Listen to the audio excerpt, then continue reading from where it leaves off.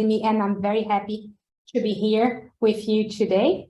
I'm going to just give you some heads up about what we've been doing on Congenital Heart Academy, and then we're going to start this meeting.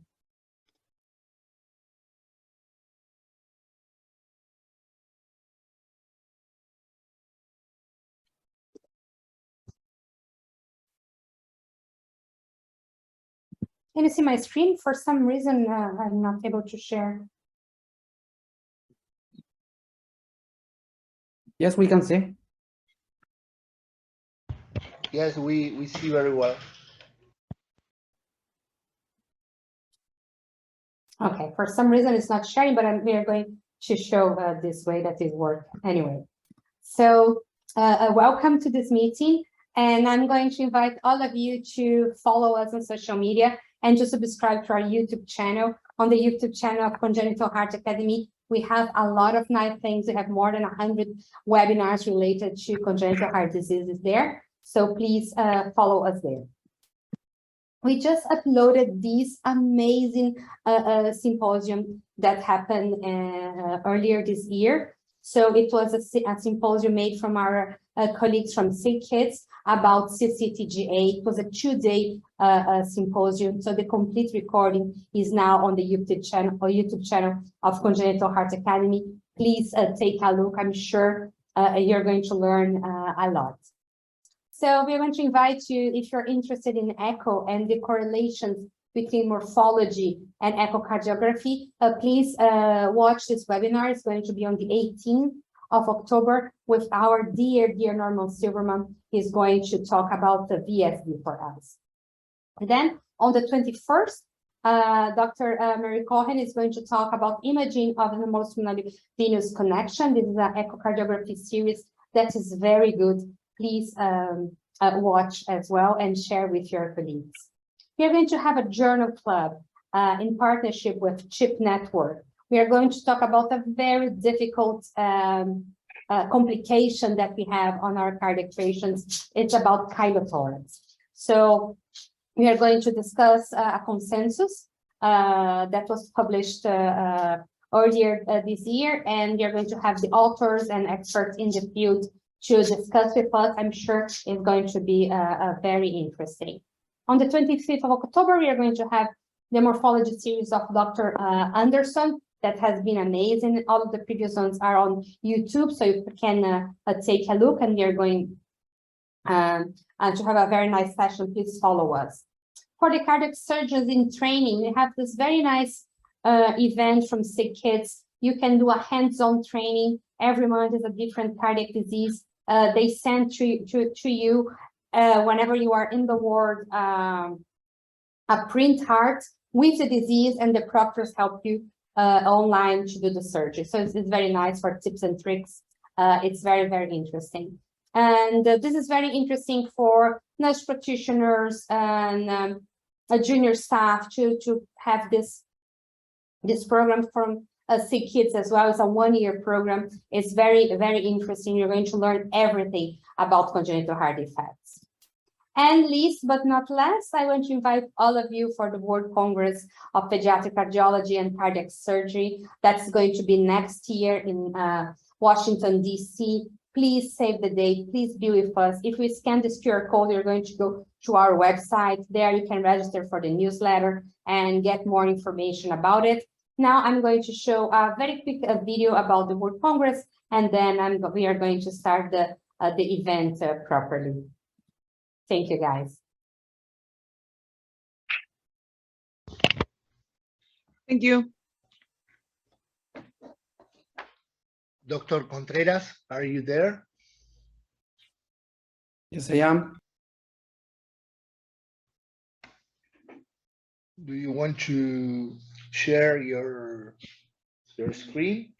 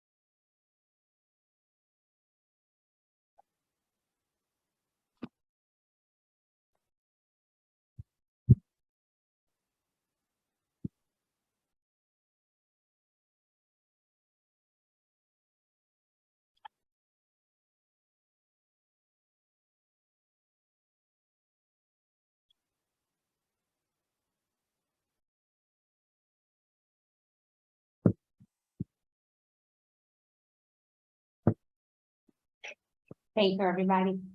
Muchas gracias. Thank you, Grace. Fantastic.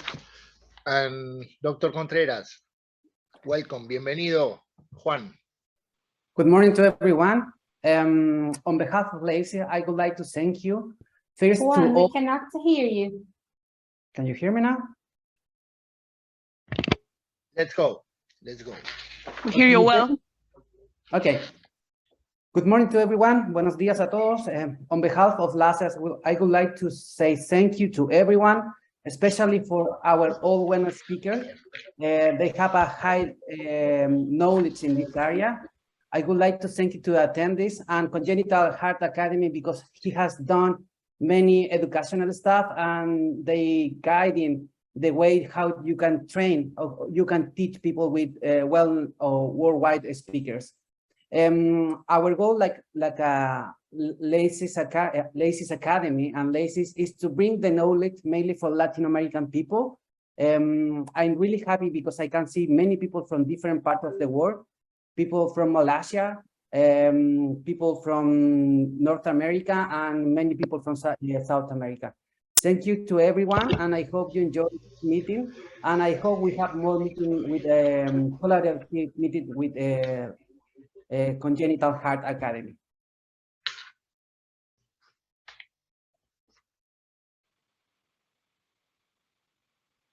Great, Juan. And we have the first topic in our masterclass. Dr. Mertens Luke, are you there? The moderator, Antelo, Martin? Yes, I am here. I'm here. Welcome. Nice to meet everyone.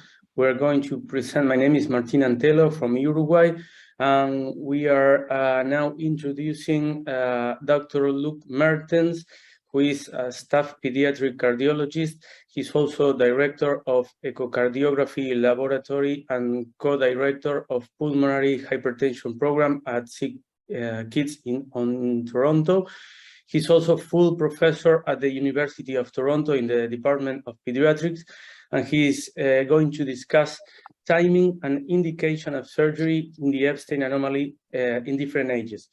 He's going to give us a speak about 20 minutes, and then we will have 10 minutes for your questions. Please make your questions through the chat area. Once the presentation finishes, they will be read and discussed. Thank you very much. Go ahead, Dr. Luke.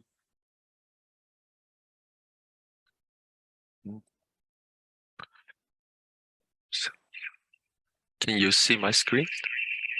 Yeah, you do. Yes, very well. Okay. Just a moment. We had some problems with my camera, but it doesn't matter. I hope you can hear me. Very well, very well. Okay, thank you. So good morning. I had the task to talk about some introduction to morphology and current indications and timing for surgery of Ebstein malformation. So this is an original drawing from Wilhelm Ebstein, which was the first description of Ebstein anomaly, which is characterized by it's actually an abnormality that affects the entire right ventricle. It is the main feature and essence of this abnormality is that you have failed delamination, especially of the septal and posterior leaflets of the tricuspid valve, also resulting in variable degrees of spiraling of the inflow of the tricuspid valve and the right ventricle towards the right ventricular outflow tract. The anterior leaflet has variable degrees of dysplasia. Typically, the inch points, as illustrated here, remain at the base of the AV junction, but often also the anterior leaflet has some abnormal characteristics. Here you see in this illustration that Ebstein malformation is also characterized by variable spiraling of the inflow towards the outflow tract, with the tricuspid valve in the more severe forms of Ebstein malformation opening very close to the pulmonary valve. There is a severity score, which is sometimes called the Salomeier index or the Gauche score, which is characterized based on echocardiography by the area of the right atrium and the atrialized right part of the right ventricle over, and you add those two components, over the rest of the area of the heart. So this is the variable degrees of severity you can see. If it's below 0.5, it is called grade 1. If it's above 1.5, this index, it is severe Ebstein, which is called grade 4. There are associated lesions which are important. The most important are pulmonary valve stenosis or atresia, pulmonary regurgitation, which can cause a circular shunt, especially if there's a PDA or PFO present in, especially important in neonatal and fetal life. And ASD and PFO often are associated with atrial right-left shunting. There can be associated abnormalities of the left ventricle, especially LV non-compaction and some degree of LV dysfunction. In 10 to 20% of the cases, there are accessory pathways that can result in supraventricular tachycardia and ventricular septal defect. Very often muscular defects can be present. Important to consider when we talk about indications for surgery is the pathophysiology that is associated with this lesion, which is often associated with severe tricuspid regurgitation. In the background, there also is an abnormal right ventricular myocardial abnormality, in this sense that Ebstein malformation is often associated with right ventricular dysfunction based on the presence of an abnormally developed right ventricular myocardium.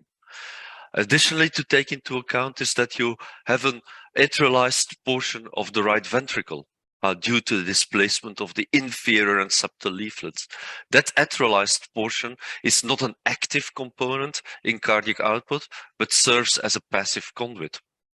The tricuspid regurgitation results in progressive true annulus dilatation, is associated and with right and right ventricular dilatation, which can right atrial and right ventricular dilatation, which also can be progressive. That results in often a kind of vicious circle between tricuspid regurgitation, RA dilatation, RV dilatation, with development of further development of right ventricular dysfunction, reduced right ventricular output, and also reduced left ventricular filling. Common clinical problems you see are, and in the more extreme form of Ebstein, cyanosis based on atrial right-left shunting, reduced pulmonary blood flow, associated pulmonary valve abnormalities. Heart failure due to reduced right ventricular output, exercise intolerance also due to the reduced right ventricular output and abnormal exercise response, and arrhythmia associated with right atrial dilatation and also the accessory pathway. Now, what are considered the current indication, which is the main topic of my talk? The current indication and timing of surgery of Ebstein malformation has become a more controversial topic and has become a moving target since the development of the cone procedure, which will be discussed in this seminar. There are likely different approaches to the current indications in different centers, that's influenced by center experience with the novel surgical techniques. If you look at what's published, are there any guidelines? For children, there's nothing. For adult congenital, there are different types of guidelines that are published by different professional organizations, which I will discuss here. But let's illustrate kind of some of the controversies with a case. And this is a 14-year-old girl with Ebstein malformation of the tricuspid valve I recently saw in my clinic. She's clinically doing well. She is a dancer. She trains daily at an almost professional level. She's asymptomatic with good exercise tolerance, and she has been stable over the last couple of years. And this is our echocardiogram. This is a short axis view. Here you see already the abnormal septal leaflet. You see that the inflow of the right ventricle is directed toward the right ventricular outflow tract, which is located here. I don't have to convince you, and you don't have to be an echo genius to see that there is severe tricuspid regurgitation associated with the abnormality of the tricuspid valve. This becomes even more obvious. And I told you kind of the anterior leaflet is normally positioned at the level of the true annulus. You see some abnormal attachments here of this anterior leaflet, reducing somehow the mobility of this anterior leaflet as well. You see the absence of delamination of the tricuspid leaflet with some areas of tricuspid regurgitation you can see from this apical four-chamber view. This is the inferior leaflet. This is the inferior wall of the right ventricle when we rotate around the probe. This is again the anterior leaflet here. This is the anterior part of the RV. This is the inferior part of the RV. Here again, you see the abnormal delamination of the inferior leaflet with again here some tricuspid regurgitation coming from the zone of apposition between the inferior and anterior leaflets, and probably also coming from some fenestrations within the anterior leaflet. Another view, and you can look at it here with three-dimensional echocardiography as well, where you see an important zone of non-coaptation between the three leaflets of the tricuspid valve. We moved forward and also performed an MRI to look at the size of the functional right ventricle, which has a right ventricular volume index of about 129. The normal upper limit is around 100 for someone that age. You see that the right ventricular ejection fraction of that functionally right ventricle is around 49%, with a cardiac index of about 4.1 liter, and there was a described severe tricuspid regurgitation. She had an exercise test. This is all part of the workup we do in patients with Ebstein malformation. She had a normal peak workload, which you can expect from a girl who exercises almost daily. She had a peak VO2 that was within normal range of about 35.5, normal, maybe a little bit reduced anaerobic threshold with a normal VCO2 slope. So we concluded from this exercise test that she has good physical working capacity and aerobic capacity. What will you do with a 14-year-old girl with severe tricuspid regurgitation based on an Ebstein malformation based in the current area? Will you watch and wait until she becomes symptomatic? Will you watch until her RV dilates more, or our right ventricle develops sign of right ventricular dysfunction? You think about, she's a girl, 14-year-old. What's the impact of having Ebstein malformation with severe tricuspid regurgitation on possible future pregnancies in this decision? And what's to expect if she undergoes surgery? What about the guidelines? As I mentioned, for pediatrics, there are no guidelines. There are different adult congenital guidelines to define indications for surgery. And this is the recently published ESC guidelines on adult congenital, who said that very logically surgical repair is recommended in patients with severe tricuspid regurgitation and symptoms or objective deterioration of exercise capacity. It's interesting that in the different guidelines, it's not actually defined what you mean by objective deterioration of exercise capacity. So this is a class 1 indication with level of evidence C. It is also recommended that this surgery is performed by someone who knows what he's doing. That seems quite logical. If you're asymptomatic, surgical repair should be considered regardless of symptoms in patients with progressive right heart dilatation or reduction of RV dysfunction. But again, it's not defined what you mean by progressive RV dilatation. When do you pull the trigger for intervention? And what do you mean by reduction of RV systolic function? If you look at the American College of Cardiology guidelines, very similar to the guidelines published by ESC. So significant TR, they didn't say severe in this guideline. In the European guidelines, it has to be severe with one of the following symptoms: heart failure, objective evidence of worsening, progressive RV systolic dysfunction by echocardiography, or CMR. Recently published Canadian guidelines actually do the same. You have to have severe tricuspid regurgitation. If you have symptoms, then tricuspid intervention is recommended. Other indications are again the same ones: objective decline in exercise capacity, progression of RV size, and paradoxical emboli, desaturation, refractory tachyarrhythmias can be considered as well as indications for interventions.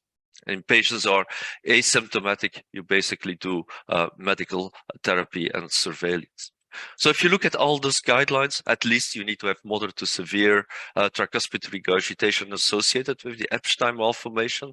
You have to have symptoms described as at least New York Heart Association class 2 or higher, or objective decline in exercise capacity. Again, not very well defined what you mean to that and what you use as a criteria for that. Asymptomatic patients, progressive RV dilatation, and progressive RV systolic dysfunction. So there is some controversy, mainly about asymptomatic patients. Is surgery indicated in patients with severe TR prior to development of symptoms to prevent progression of tricuspid valve dilatation, RV dilatation, RV dysfunction, and arrhythmia? If yes, what is the optimal age for intervention? And this controversy currently is driven by improving outcomes of the cone repair in different centers. So give you a perspective on this. This is the experience at the Mayo Clinic that was published in 2015, including 235 patients with different types of surgical techniques, of modifications of the cone technique. It's interesting because in this, it's also split up in pediatric versus adult, because then you can see whether children differ from adults. So does it matter when you do the surgery earlier? And you see that, yeah, and not surprising, in children, there's a higher incidence of having to do an additional bidirectional cavo-pulmonary shunt, which is logical, because if you intervene earlier, it's more likely that you have more severe forms of tricuspid regurgitation if you take symptoms as your criterion for intervention. In adults, there was more arrhythmia surgery, and you can see in children there were more modifications that were needed for the tricuspid valve repair, probably because of the more complex nature and the more severe form of tricuspid dysplasia in children who needed surgery. In the more severe forms, there were a couple of children who required ECMO. But if you look at the surgical results and you compare children to adults, does it matter when you do the surgery earlier? You see that based on the Mayo Clinic, and this is only, of course, about 5 to 8 years of follow-up, you see excellent results with very low mortality They had a very low intraoperative mortality. If you look at outcomes, there was a good survival, both for children and adults that were not significantly different. And if you look at the reasons for the incidence of reinterventions, they were slightly higher in children compared to adults, which is not surprising because the children had more complex forms of tricuspid valve disease presenting earlier with symptoms. So if you look at that from that perspective, you can expect that children and adults are very similar. So how does it impact patients? And there are very few published papers. If you look at the Great Ormond Street experience, these are 50 patients. They presented a relatively early result for follow-up of about 3 years. And what you see when you do the comb procedure, that they have increased forward flow in the main pulmonary artery. There is an improvement in clinical status with improvement in New York Heart Association classification. Most of the patients, however, were symptomatic patients undergoing surgery. There's an increase in absolute peak VO2 as illustrated in those data. They have a further follow-up study of this initial report of post-op results where they compared pre and post-operative MRIs, and they had data in about 12 of their 50 patients with about 5 years of follow-up. So what happens to the right ventricle is that the index antegrade flow on the right ventricle actually increases, as you can see here, and there's a decreased index in stroke volume and index cardiac index because of removal of tricuspid regurgitation. What you see further is that there's an increase in LV output if you measure it by MRI. The LV stroke volume increases, there's increased antegrade flow into the aorta, and the left ventricular volume increases when you do the cone repair. When you look at the effect of right atrial size, it decreases, while the functional RV area increases, as you can expect with better filling of the left side of the heart as well, and normalizations of left ventricular volumes. So we are now in 2022, and you can question how far are we pushing indications. And this is another case of an 8-year-old asymptomatic Ebstein with a good exercise capacity according to the parents and normal saturation. Very similar to the previous case I've showed you. And this is maybe moderate tricuspid regurgitation. There's multiple jets. If you add them on, they probably are in the moderate range. This is the MRI. So with actually normal end diastolic volume index, maybe slightly decreased right ventricular ejection fraction in the presence of moderate regurgitation. This patient underwent a comb procedure. And this is a typical result you see after the comb procedure, where you see the right ventricular volume has definitely increased after the procedure. This is a nice result with no tricuspid stenosis and very mild tricuspid regurgitation after the cone repair. And then you see the right ventricular function, which is significantly decreased, a right ventricular ejection fraction of around 26%. So this is the tricuspid valve in 3 dimensions, and this is the RV ejection fraction, which is calculated by 3D echocardiography, which is around 27%. And this is what you often see, the severe right ventricular dysfunction after cone repair. And we still have to see what happens to this right ventricle longer term. So I would like to conclude, indications for surgery are easy when a patient is significantly symptomatic. Then you definitely need to do something. In asymptomatic patients, decision making is still more controversial. Early repair results for the comb procedure results in typically favorable left and right ventricular remodeling. However, right ventricular dysfunction remains, which is likely due to the intrinsic abnormality of the RV myocardium. So the long-term advantage of early intervention definitely remains to be proven. A lot of centers have moved despite the lack of evidence of moving towards an earlier repair of the tricuspid valve and lowering the threshold for indication. And that's based on a belief it is better. But we'll have to see the evidence for that as we start doing those earlier repair longer term. Because basically we don't know whether you don't know yet whether there's an advantage. What we do know, however, that we can do it relatively safely in experienced center with low mortality. This is the message I wanted to bring to you, and I thank you for your attention. I'm open to any questions.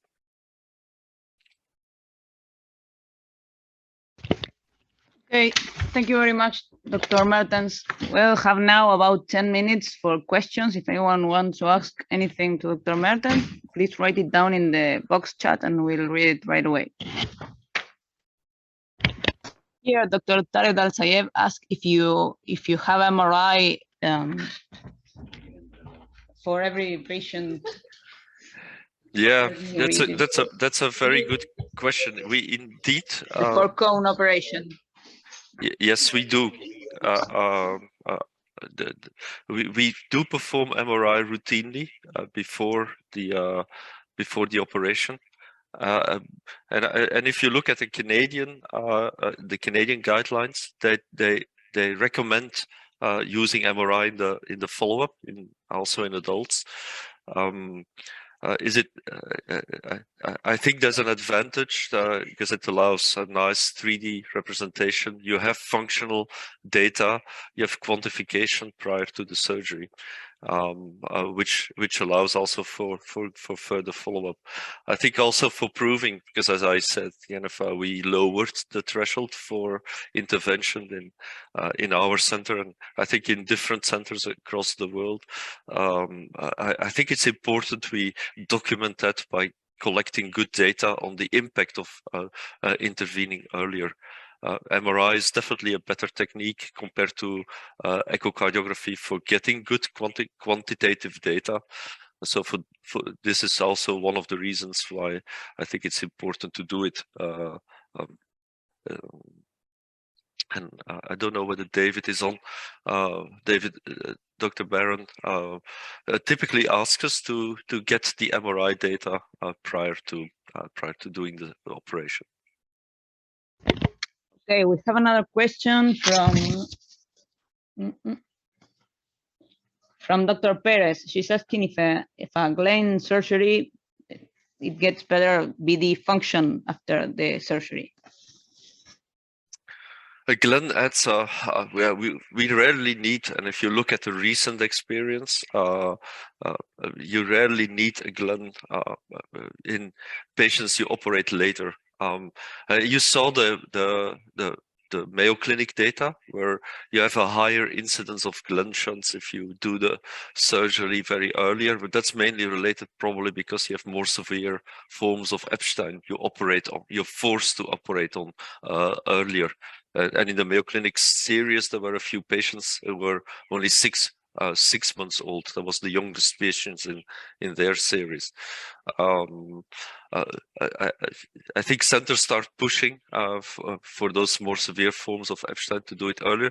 Obviously, in the neonatal, and I think there's a separate talk on neonatal Ebstein, the extreme forms of Ebstein valve formation, where it may not be possible to do a reasonable repair, where we use the STARS procedure very early on, moving towards Glenn and Fontaine in those more extreme forms of Ebstein malformation.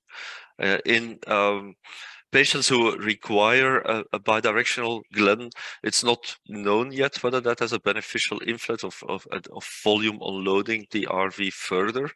And the effect of right ventricular function. I haven't seen any data on that, and they weren't analyzed separately. So I don't know very well what the impact on RV function would be of doing the Glenn. If you need it, obviously, that indicates that your functional RV volume is very small. That's one of the reasons it's very important and it's useful to know the functional RV volume exactly prior to doing the surgery by quantifying it using MRI, because that gives you an idea whether it is more likely that you will need a Glenn procedure because of the small functional RV. Okay, thank you very much, Dr. Merten. If you agree, we will go on to the second talk. I'd like to introduce Dr. David Barron. He's a well-known surgeon. He's chief of cardiac surgery at Sick Kids in Toronto. He unfortunately couldn't attend to the meeting, and he sends his apologies. He couldn't attend because for professional reasons, but he sent us his lecture. And if you agree, Laura, we can go on with his discussion.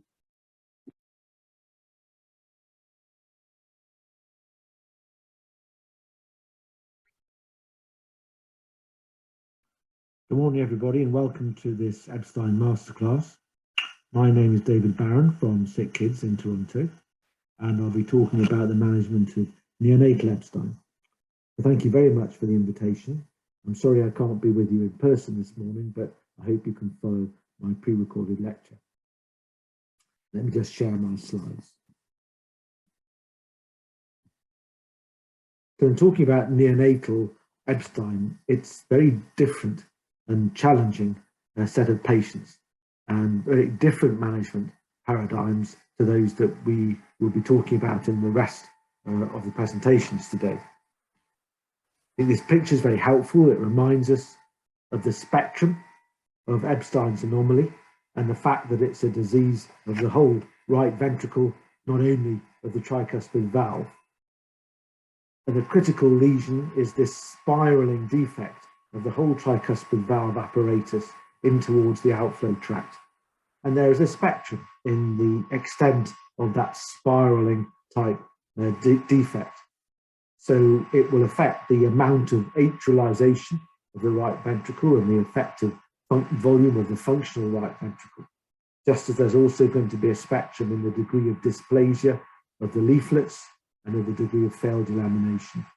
But in the really severe cases, at the severe end of the spectrum, these are the ones much more likely to present in the neonatal period and therefore represent the much more severe end of the anatomical as well as the physiological spectrum of the disease.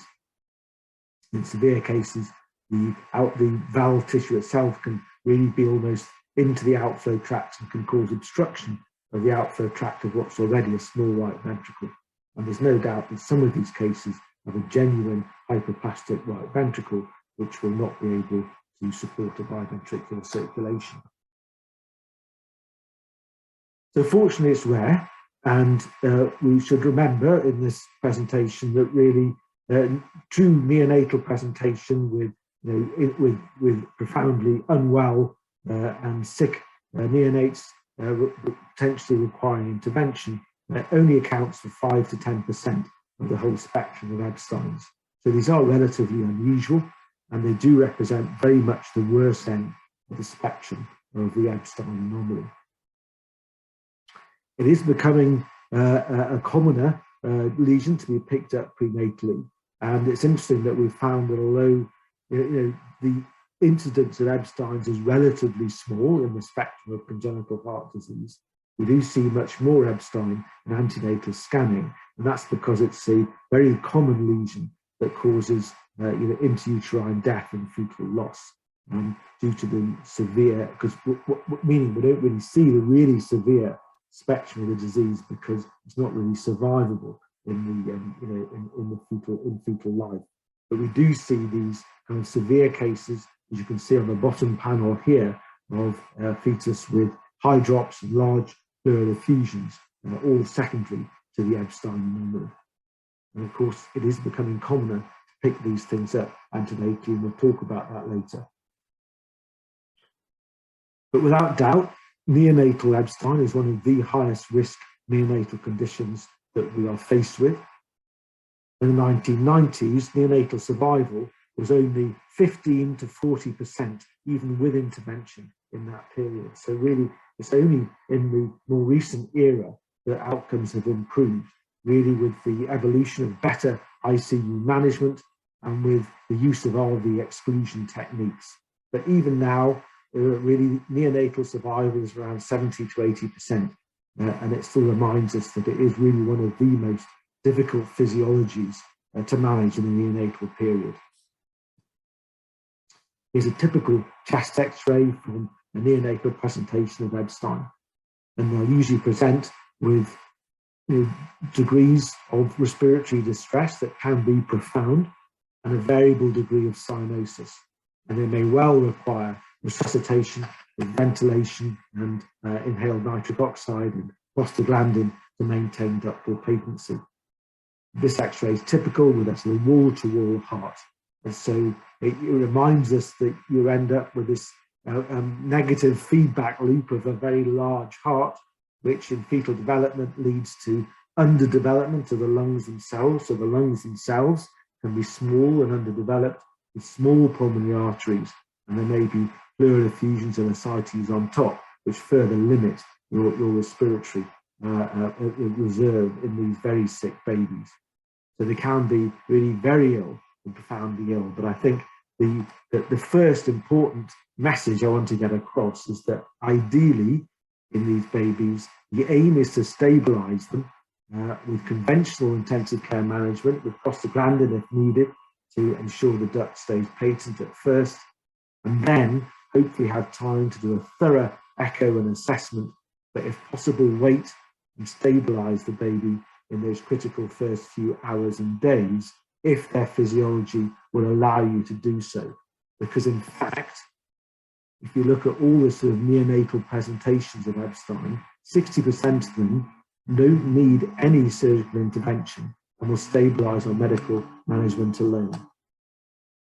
And again, these sort of numbers from a multi-center pan-European study showed again that actually it's only about 8% or 9% of all Ebsteins that actually present in the neonatal period. But again, reminding us how high risk it is, because the operative mortality was 25% in the patients that did need operative intervention. But just a quick case in point to remind us that we don't have to dive in with surgery in every situation. Here's a newborn who with a typical wall-to-wall heart, stabilized with ventilation and on a prostaglandin infusion. Here's the echo. I think although you can obviously see the very dilated right atrium, you are aware that there looks to be a reasonable functional right ventricular cavity, and the degree of displacement of the septal leaf of the tricuspid valve doesn't look too bad. There's certainly severe, if not torrential, tricuspid regurgitation. But also importantly, look at the outflow tract as well, and we can see there's actually no forward flow across that pulmonary valve at all, even though there is a little whiff of pulmonary regurgitation. The pulmonary valve leaflets don't seem to be moving, and all the flow to the pulmonary arteries is coming from the duct. So again, the case to stabilize, maintain on prostaglandin and ventilatory support. 5 days later, same baby is improving. Prostaglandin has been stopped. Chest X-ray now looks like this. Still a good deal of tricuspid regurgitation. If we look at the outflow tract views, to look at the pulmonary valve, we can now see the pulmonary valve leaflets are opening fully. And with colour, you can see actually laminar forward flow across the pulmonary valve. And so as the pulmonary vascular resistance has dropped and we've allowed the duct to close to reduce the volume load, we've actually now got a circulation which is far more viable, and we're not going to need any surgical intervention at the moment in this baby. So what are we looking for in the neonatal echo? What are the really important factors to look for? Obviously, you want to really kind of categorize how severe the lesion is, the Ebstein lesion is, and that's often we define that by the degree of atrialization, or the sort of right atrial index, or the cella major index, which I'll talk about in a moment. But obviously you also want to look at the valve leaflets themselves, the leaflet morphology, the subvalvar leaflet function, the caudal attachment, so the chords are normal. What's the degree of failed delamination? We then want to look at the pulmonary valve and need to know, is there a normal pulmonary valve, or is there, as I just saw in that last case, functional atresia, where all the flow is coming from the duct or from high pulmonary vascular resistance and the pulmonary valve isn't opening. In some cases, you see true anatomic atresia, valvular atresia, in the severe spectrum of Ebstein. And we also want to know, is there any pulmonary regurgitation? Because we know that moderate to severe pulmonary regurgitation is a bad prognostic sign. We want to know about the duct, how big it is, and what's the direction of flow, because again, if there's obligate left to right flow in the duct, we know that is also a bad prognostic sign. We want to know if there's a circular shunt. Circular shunt is created by flow back through the duct, through a regurgitant pulmonary valve, and through the regurgitant ebstinoid valve, which creates this constant circular flow of blood back through the duct on the right side of the heart, creating low cardiac output syndrome, and usually flags up the really sick low cardiac output babies that are almost certainly going to need neonatal intervention. The other really important factor that we've learned more recently is to look at the pressure being generated by the right ventricle, which we kind of derive from the velocity of the tricuspid regurgitation jet. And we know that if the pressure in the right ventricle is very low, less than 30 milligrams of mercury peak, then we know that's a very poor prognostic sign, and is really a sign of a right ventricle which is incapable of supporting sort of systemic circulation and a biventricular circulation. And finally, also important to look at the left ventricular function, because that can also be affected in severe cases of Ebstein with a lot of septal interaction and causing a sort of a poor left ventricular function, which contributes to the low cardiac output problem. This is a Senna Major Index described by Greg Ormond-Street in the early 1990s. It is quite a good way of just giving sort of a number that kind of helps you understand how severe the right atrial dilatation is. It has actually been shown to be quite an important predictor for outcome.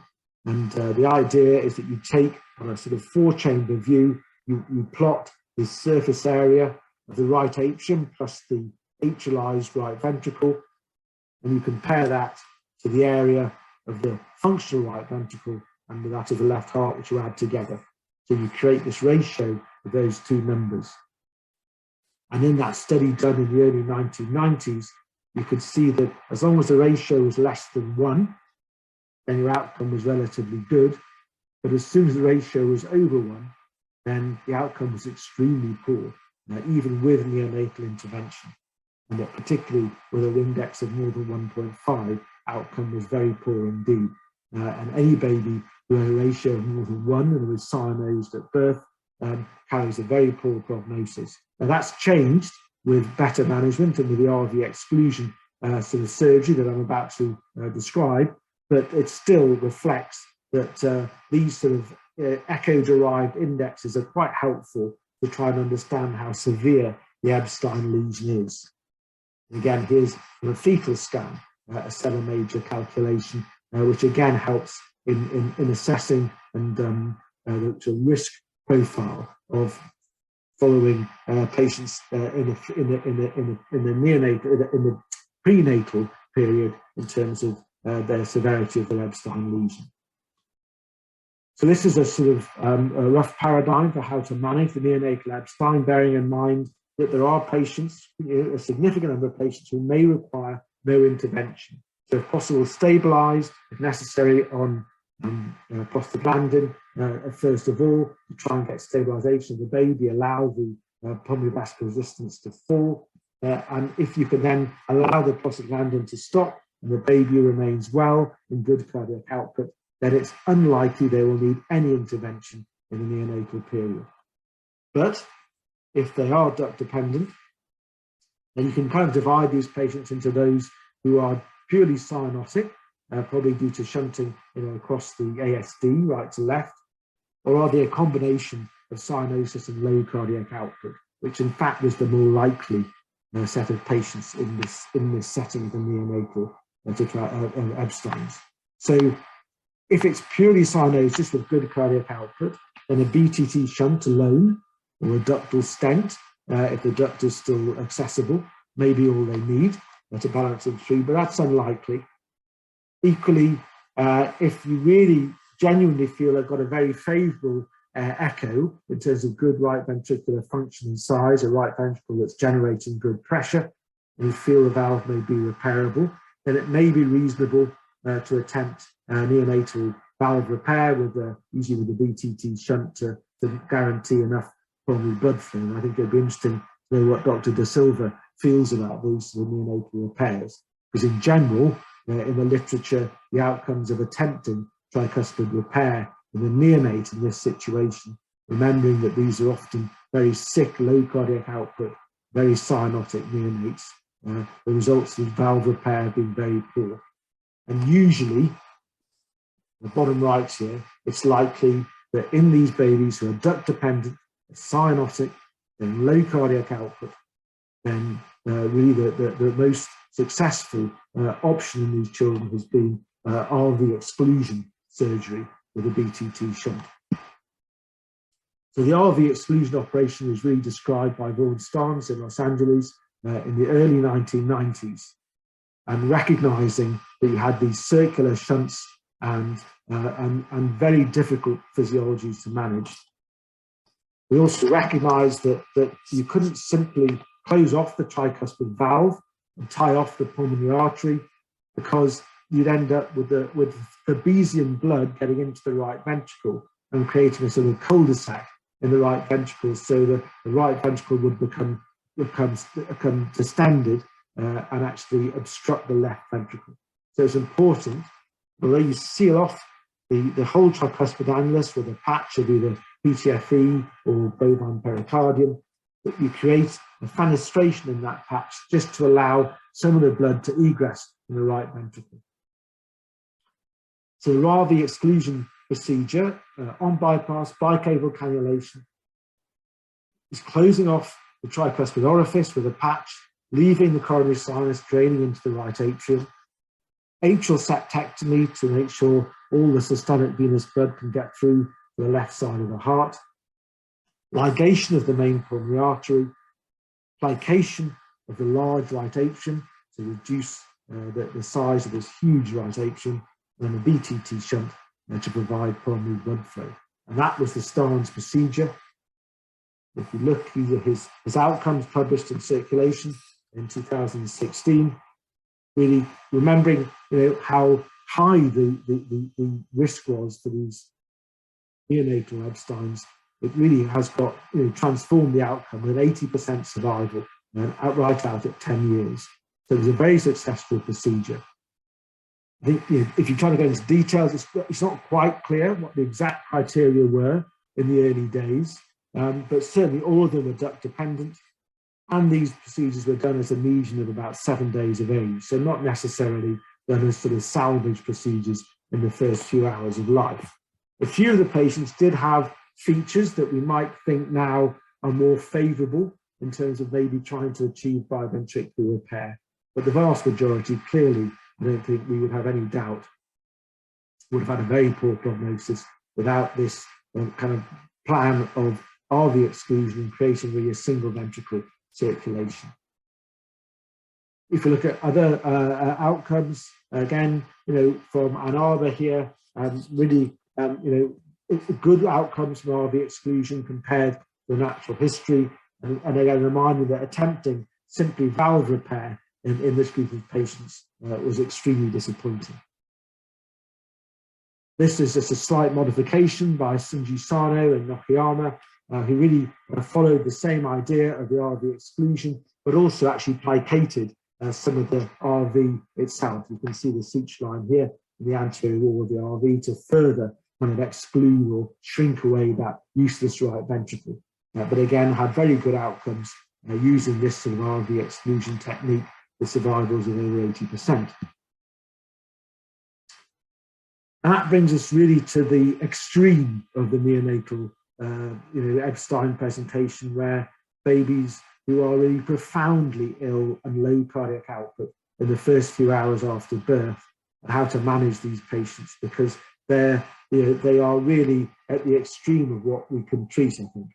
And this is a patient paper from Japan where they looked historically back at their patients and found that the really severe ones with a cell major index over 1.5 really had no survival at all, even with attempted intervention. And so they changed their practice to what they describe as a sort of two-stage repair to salvage these neonates in the first sort of day of life with a off-pump procedure to ligate the main pulmonary artery, ligate down the right atrium, and just give them a BTT shunt to try and stabilize the physiology, and then to come back and do an RV exclusion a few weeks later. And certainly in their hands, if you look at the right hand image here, you can see compared to the original sort of strategy of a single stage, they had much better outcomes in these really sick patients by going with a sort of two-stage approach. And we had a similar experience in sick kids that we recently published, again with a very profoundly sick newborn, a newborn that was picked up prenatally as an Ebstein, really struggling in the third trimester, and had to go for really a premature planned delivery in order to try and save the baby that was developing hydrops. And so in a very small baby, 1.3 kilos, to go with a sort of two-stage approach to place bilateral bands and plicate the right atrium in a non-bypass procedure to try and stabilize the circulation, and then to come back a few weeks later when the situation is more stable to complete the RV exclusion approach. So it can be done, but I think these babies, often the ones that are picked up now on prenatal scanning, are really sort of the extreme of trying to manage the neonatal Ebsteins. This is a study in obstetrics and gynecology looking at the indicators on prenatal scanning in Ebstein as a sort of prognosis predictor.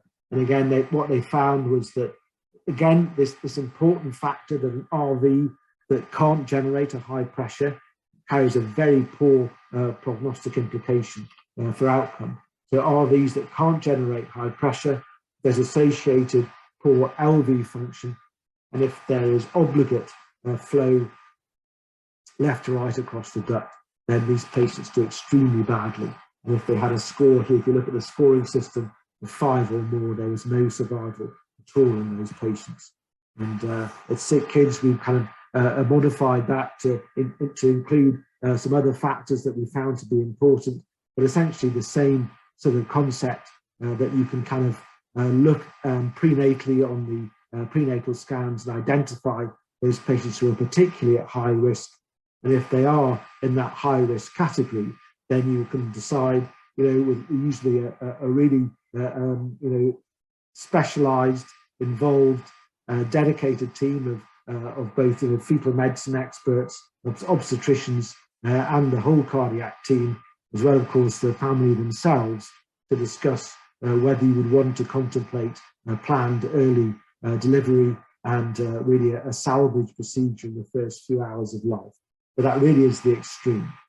I think to summarize this whole sort of subject of neonatal Ebstein, it reminds us that it's really one of the most high-risk neonatal conditions, but fortunately we only see it in a relatively small spectrum of all the Ebsteins that we see, and that these are usually those with very much the worst sort of extreme of the morphology, many of whom are genuinely only suitable for a single ventricle circulation.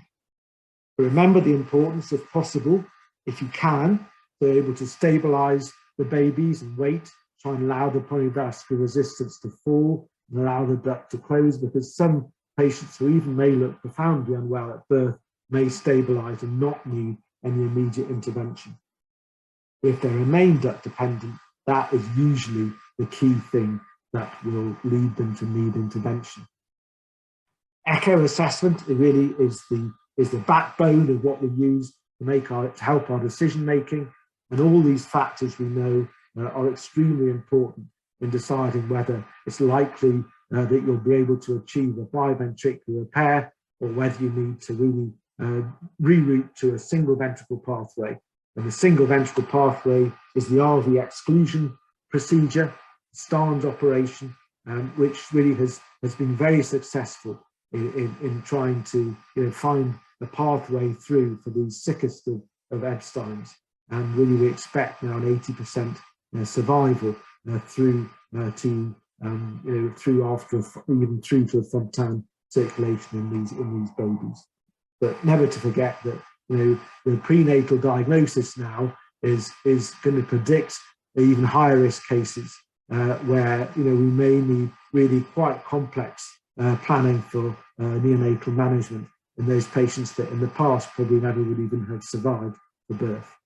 So it's a real challenge, but it's a very interesting area. And I think what is interesting is there maybe situations where even if you have to go down a single ventricle route, then it may be possible to actually go back to two ventricles in the future. This is a paper from Dr. De Silva and his team. Very impressive here to see here two cases that were originally treated with RV exclusion. We then stabilized, improved considerably. One had gone as far as having a bidirectional Glenn. And in both cases, it was possible actually to take down the Starnes repair and achieve a biventricular or a 1.5 ventricle in one case circulation. So it can be done in some cases, but obviously I'm sure it has to be very selective and you need very careful assessment of the right ventricle if that's going to be possible. Interesting to note that in one of these cases, you could see that the RV was generating reasonably high pressures. And to remember that the repair is not only going to need to be a cone repair of the ebstenoid valve, but you'll also probably need to do something to the outflow tract and the pulmonary valve, which has been ligated since birth. But very impressive to see that in the right patient selection, you may even be able to return some of these RV exclusion patients back to a biventricular circulation. Thank you very much. Enjoy the rest of your day.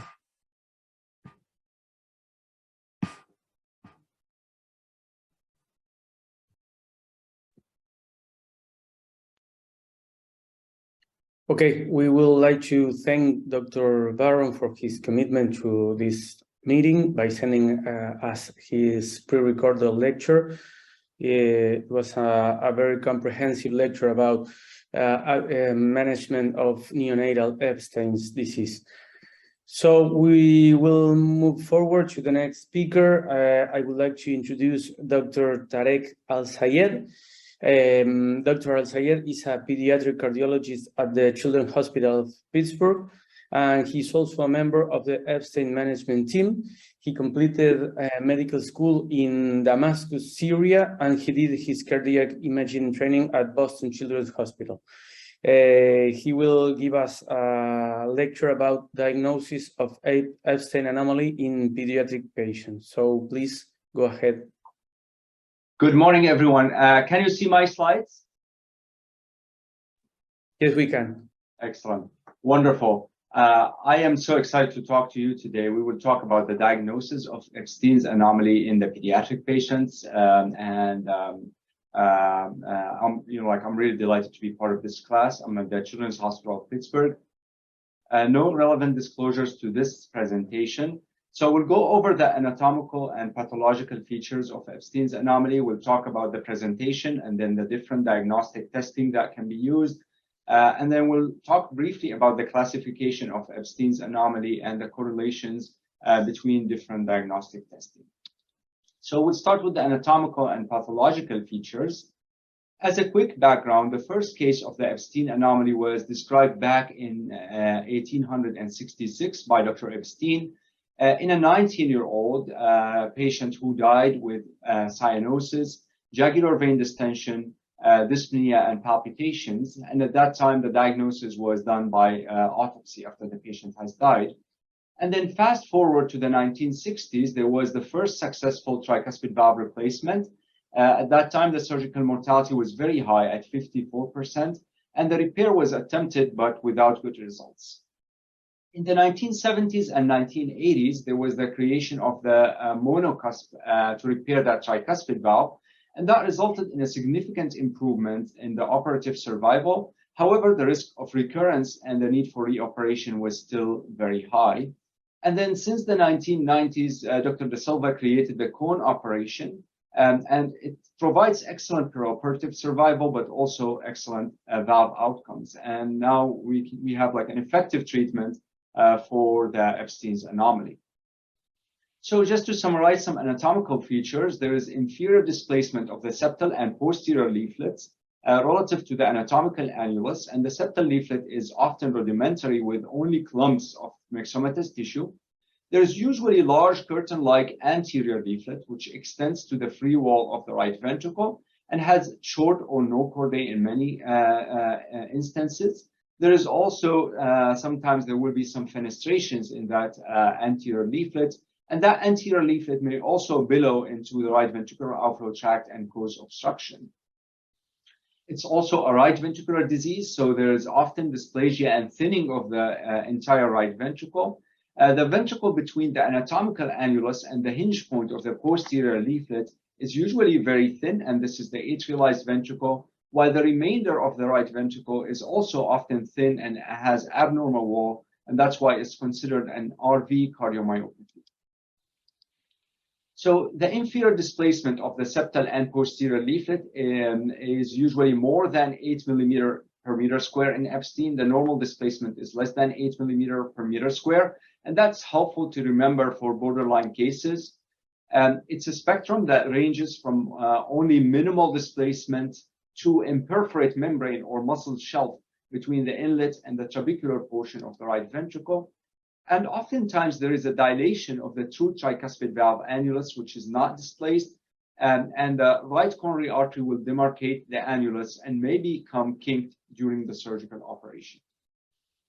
So this is just looking at that tricuspid valve and the spectrum of failure of delamination of that tricuspid valve. So this is a normal tricuspid valve leaflet. You can see it's delaminated from the RV wall here and has normal attachments.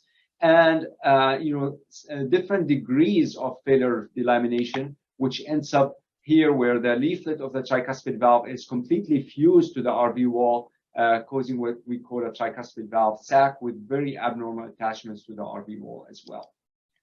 This is how that looks on pathological samples. So this is the tricuspid valve leaflet here. You can see this is the whole leaflet here, but it failed to delaminate. So this is only like the free part of that leaflet, while the leaflet itself has multiple thick muscular attachments to the RV wall, and we call these linear attachments. I will touch on that later on in this talk. And then this is how it looks in a 4-chamber view here. You can see that the tricuspid valve leaflet here is very abnormal and muscularized and has muscular attachments to the RV wall here. So the associated malformations, as Dr. Mertens mentioned, there will be an ASD or PFO in most cases. There are also multiple other malformations, including pulmonary stenosis and atresia, and also left-sided lesions. And there will be left ventricular non-compaction in about 20% of cases.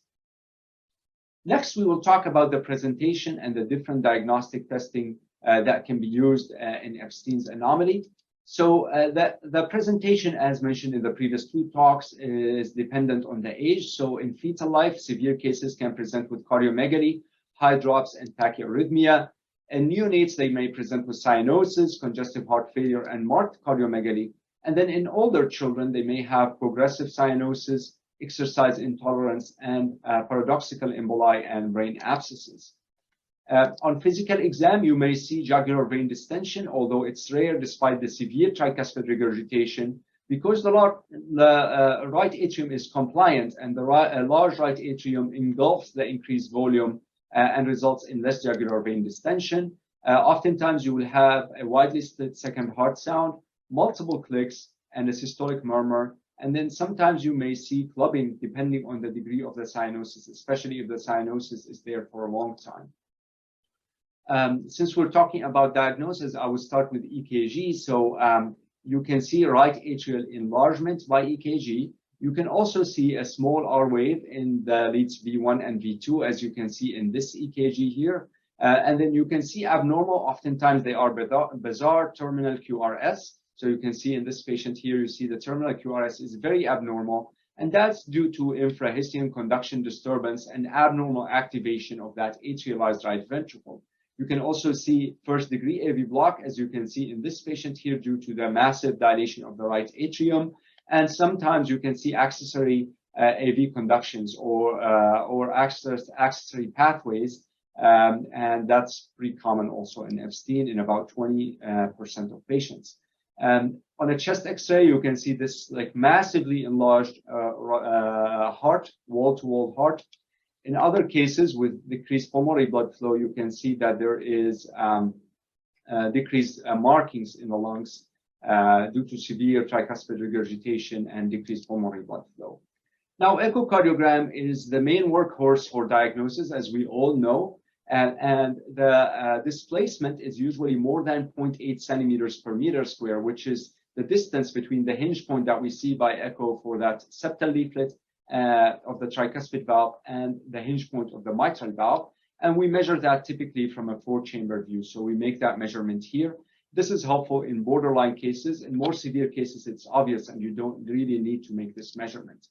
Now, while echo is very interesting to make the diagnosis, it's also very important in preoperative assessment.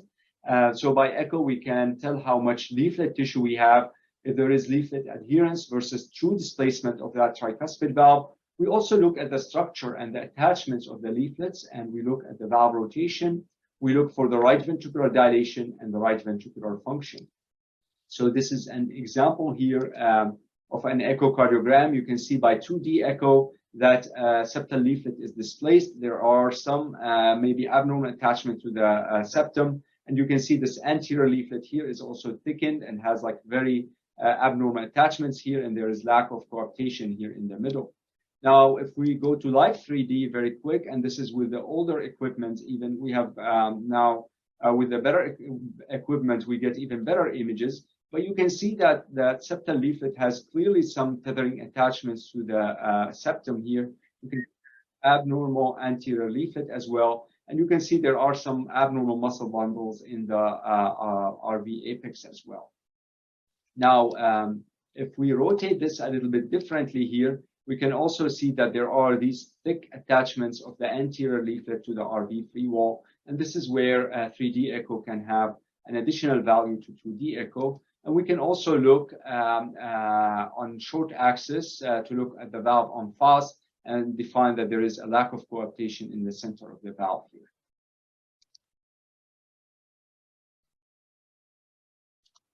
Next, if we look on the parasternal long axis view, that's a different patient, but that's a very helpful view as well. So typically the anterior leaflet is here. The inferior leaflet hinge point is usually here. And then in this patient, you can see that the inferior leaflet is all the way towards the apex here. So you see the displacement and you see that the valve also is rotated and opens abnormally. This is another patient here, same view from the parasternal long axis. So anterior leaflet, inferior leaflet. You can see by color that there is this central jet here, but you can also appreciate that there is a little blue jet coming through that anterior leaflet. So likely represent a little fenestration in the anterior leaflet of the tricuspid valve.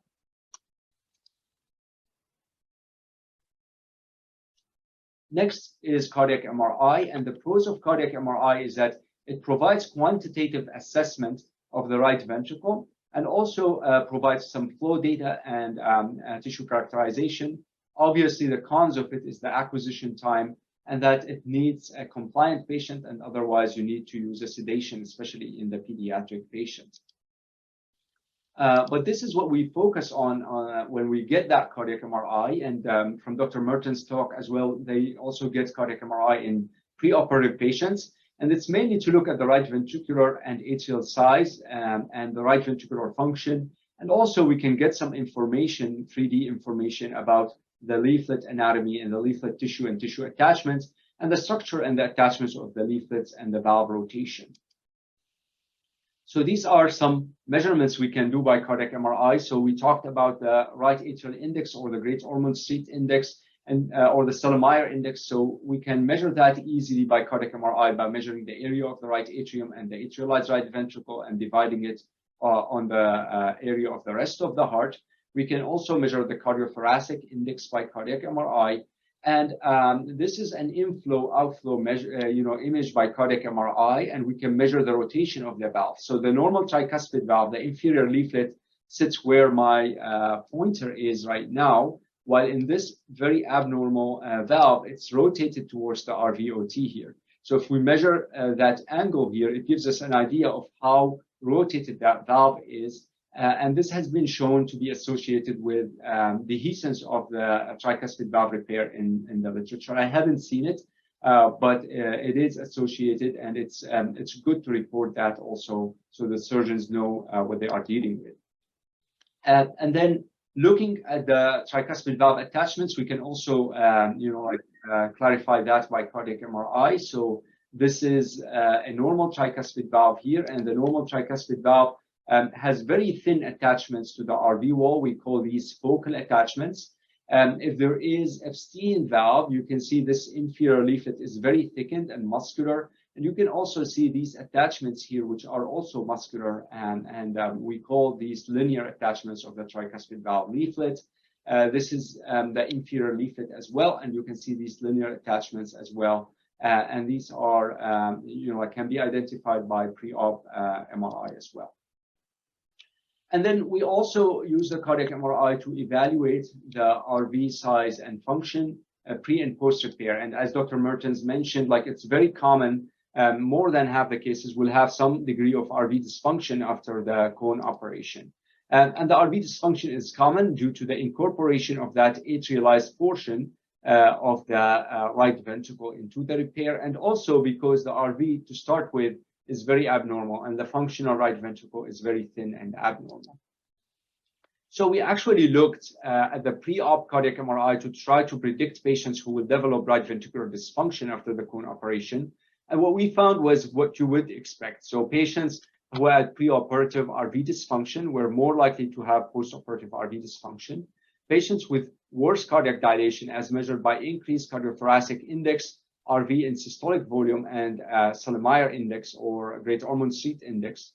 Patients with worse tricuspid valve abnormalities, so increased displacement index, increased rotational angle, and linear attachments of the inferior leaflet of the tricuspid valve, were all associated with the development of RV dysfunction after the cone operation. Now, we also looked by echo to see what happens to that RV dysfunction later after the cone operation. So we had 18 patients out of our last 38 patients who had an echo at our institution more than 6 months after the cone operation. And that's mainly because many of these patients come from other institutions, and many of them are international. But regardless, just looking at these 18 patients, you can see that the TAPSE and the RV fractional area change, which are measures of RV function by echo, decreased significantly after the cone operation, but then start getting better at the last follow-up, and that was statistically significant. So we're pretty assured that this RV function, although we see it acutely after the operation, it will improve with time, as you can see in this echo study. Now, next we'll talk briefly about cardiac CT, and the pros of cardiac CT is that it has rapid acquisition, really very high resolution, and the cons of it is radiation, although with the newer techniques, we are working on decreasing the amount of radiation very significantly. And it does not give us flow data, or does not tell us exactly how much TR there is. So with some newer techniques now, we do virtual dissection by CT, where we can see actually the valve from inside here. So you can see you can see the leaflets of the valve clearly by CT here. And these are some examples where we use CT, and it was pretty helpful in patients. So this is a patient with a prosthetic tricuspid valve that the valve was failing, and Dr. De Silva was contemplating doing a cone operation after a prosthetic tricuspid valve implantation. So we looked by CT, and we clearly can see some good tissue of the original tricuspid valve. So this is the anterior leaflet, this is the septal leaflet through that virtual dissection. And this is how the picture looks at the level of the coronary sinus. So this is the septal leaflet, and this is the inferior leaflet. So there's clearly some good tricuspid valve tissue, and this is how that looks with the virtual dissection. So septal leaflet here, there's some tissue of the inferior leaflet as well.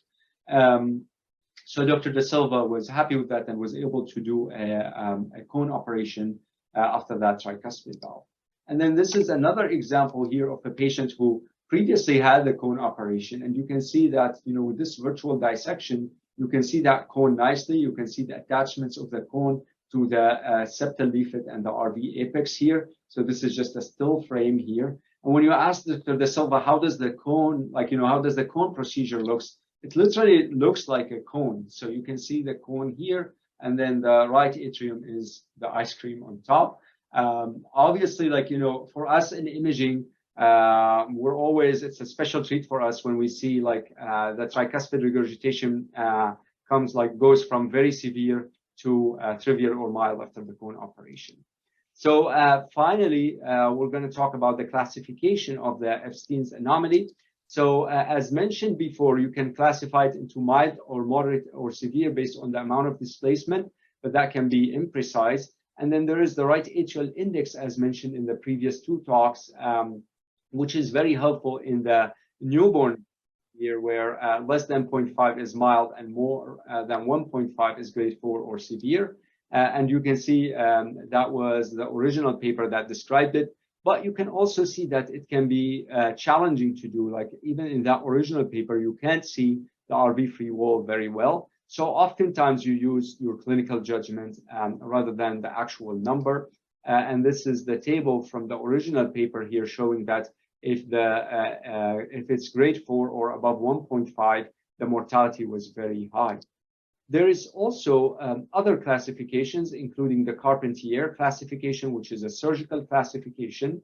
And we recently wrote a paper with Dr. De Silva about trying to do imaging to classify and make the same classification. And that was pretty successful with the modern imaging modalities.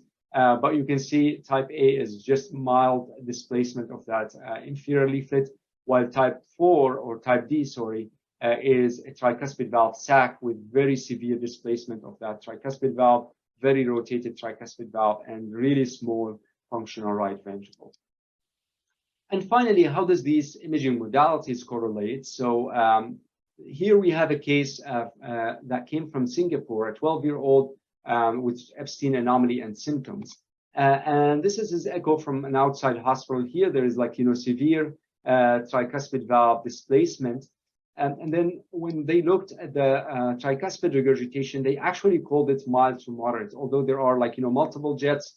Probably there are many other jets that are coming when you sweep. And they called the RV function is moderately depressed. So when he came to our hospital, we did a cardiac MRI. And with the cardiac MRI, we were able to determine that the tricuspid regurgitation was actually pretty severe. So it's complemented the data that we get from the echocardiogram. The regurgitant fraction of that tricuspid regurgitation was 46%, and the RV function was mildly depressed with an ejection fraction of 44%. So obviously, with symptoms and severe tricuspid regurgitation, he meets the criteria for surgery, and he had a successful cone operation. And then sometimes we end up doing 3D printing of some complex cases, and we merge multiple, imaging modalities. So this patient had a 3D echo and a CT, and you can see that we could reformat that valve and print it as well. So you can see that this is the anterior and the septal leaflet here. And it's almost became like a bicuspid tricuspid valve with a lot of fusions between the leaflets here. And this is just using different material where the surgeon can actually cut it open and look at the anatomy and the valve leaflets.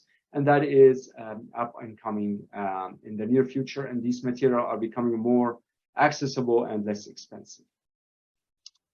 So to conclude, advanced imaging complements two-dimensional echo in Ebstein anomaly. 3D echo is useful in the perioperative period.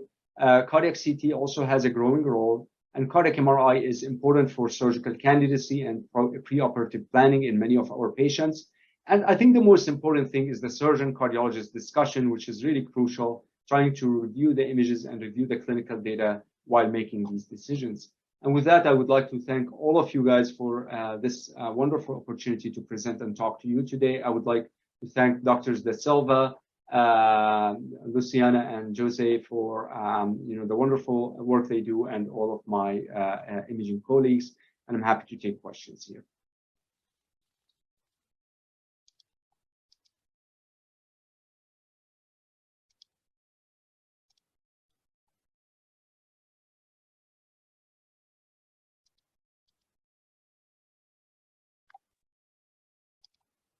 Okay, thank you very much. We would like to go ahead with the questions in the chat room. Please, Laura, go ahead.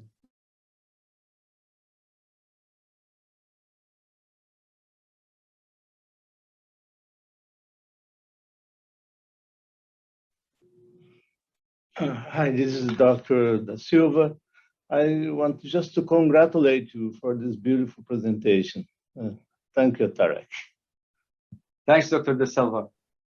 Truly appreciate the great work you do. Thank you.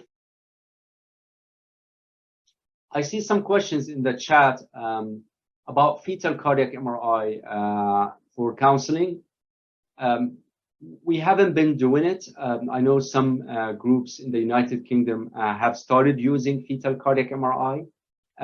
There are some technical difficulties for fetal cardiac MRI, but I think with the technological improvements, hopefully in the near future, we may have access to it, and we may add it to the excellent information that we get from fetal echocardiography.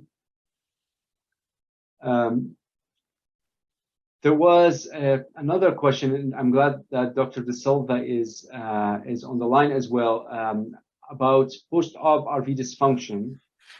Which are the most important predictors for gland requirement in your opinion? And like from what we have done in the past, like in all older patients, they usually just get the cone operation without the gland, and we use the gland mainly for younger patients with very severe Ebstein anomaly and very severe tricuspid regurgitation. And Dr. Da Silva can add it. Jose, if you have any other important. Yes, about the gland, we don't use too many in many cases. I think when you have a dysfunctional right ventricle, we leave like a valved ASD. So we have some cyanosis in the beginning, then as the ventricle improves, they get better. But if you don't have a good function from the valve combined with the ventricle, and then instead of replacing the valve in a small patient, in children, it's better to do at a gland, and then after some time you can come back and re-repair the valve and might be able to take down the gland. So, but basically, if I have a very dysfunctional right ventricle, of course, the gland will be a good solution. Or if you're in a place that you don't have too much experience, or you want to do immediately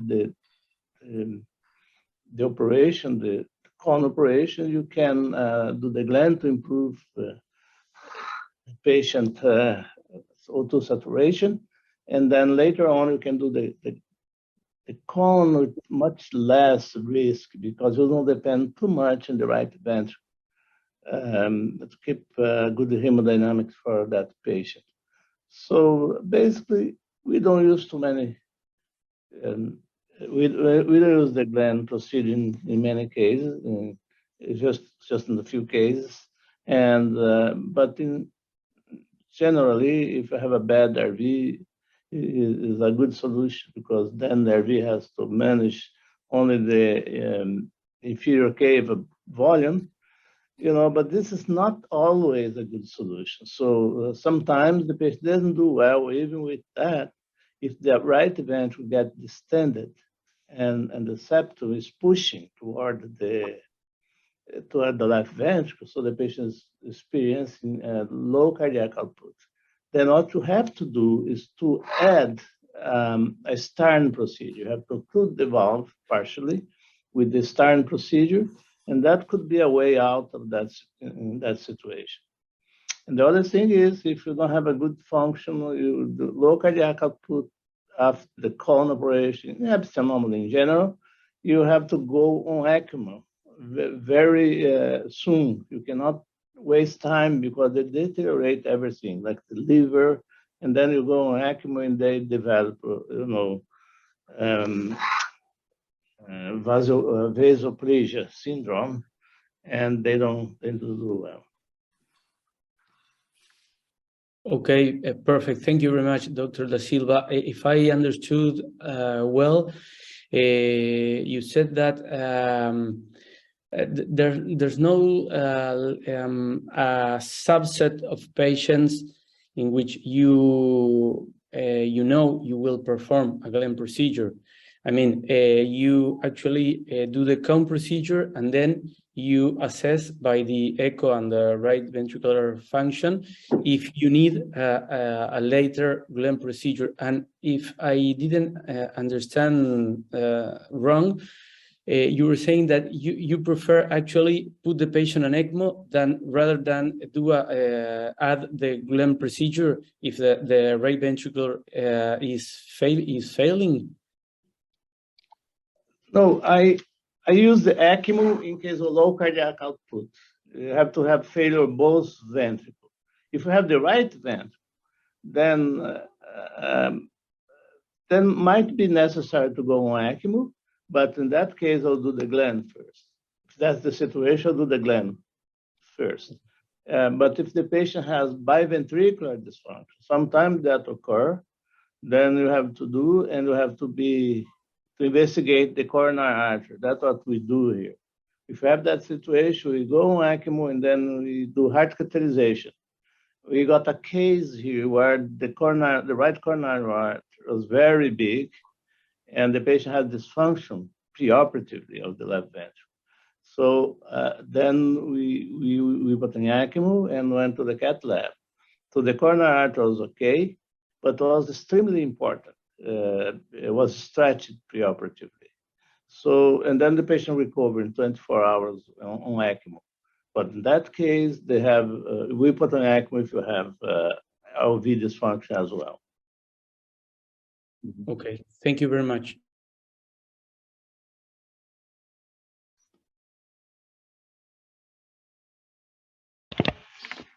Well, if you don't have any more questions, we can go on with the next talk.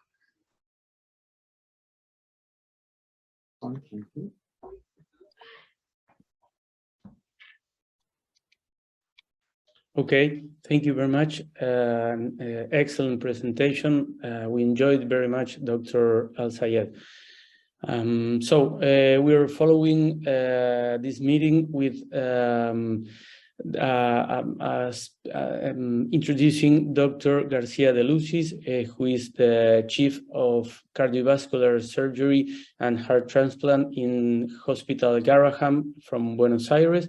He's also the Chief of Heart Pediatric Surgery in Favaloro Foundation. So he will talk us about Argentina experience in Ebstein anomaly.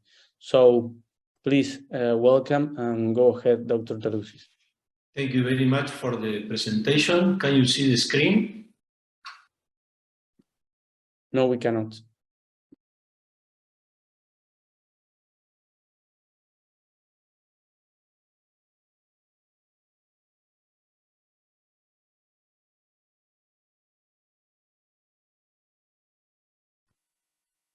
Can you see now?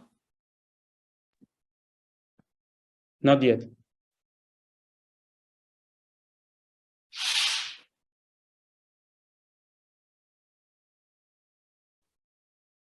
Now? Now we do. Okay, perfect. And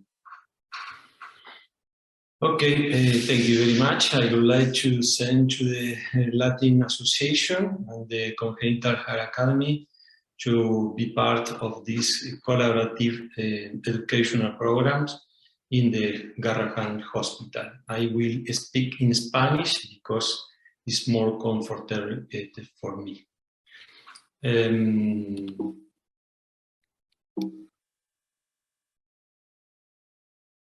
I have not disclosure, no tengo conflictos de interés.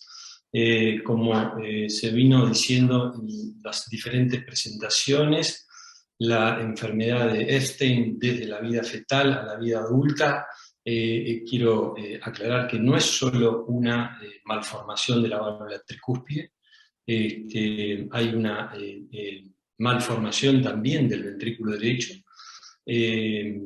caracterizado fundamentalmente por un espectro de adhesiones de la válvula septal al miocardio, que lleva a una falla en la delaminación de la formación de la válvula dentro del ventrículo derecho, con una rotación apical del anillo funcional y una gran porción atrializada formada a expensas de la insuficiencia tricuspidia.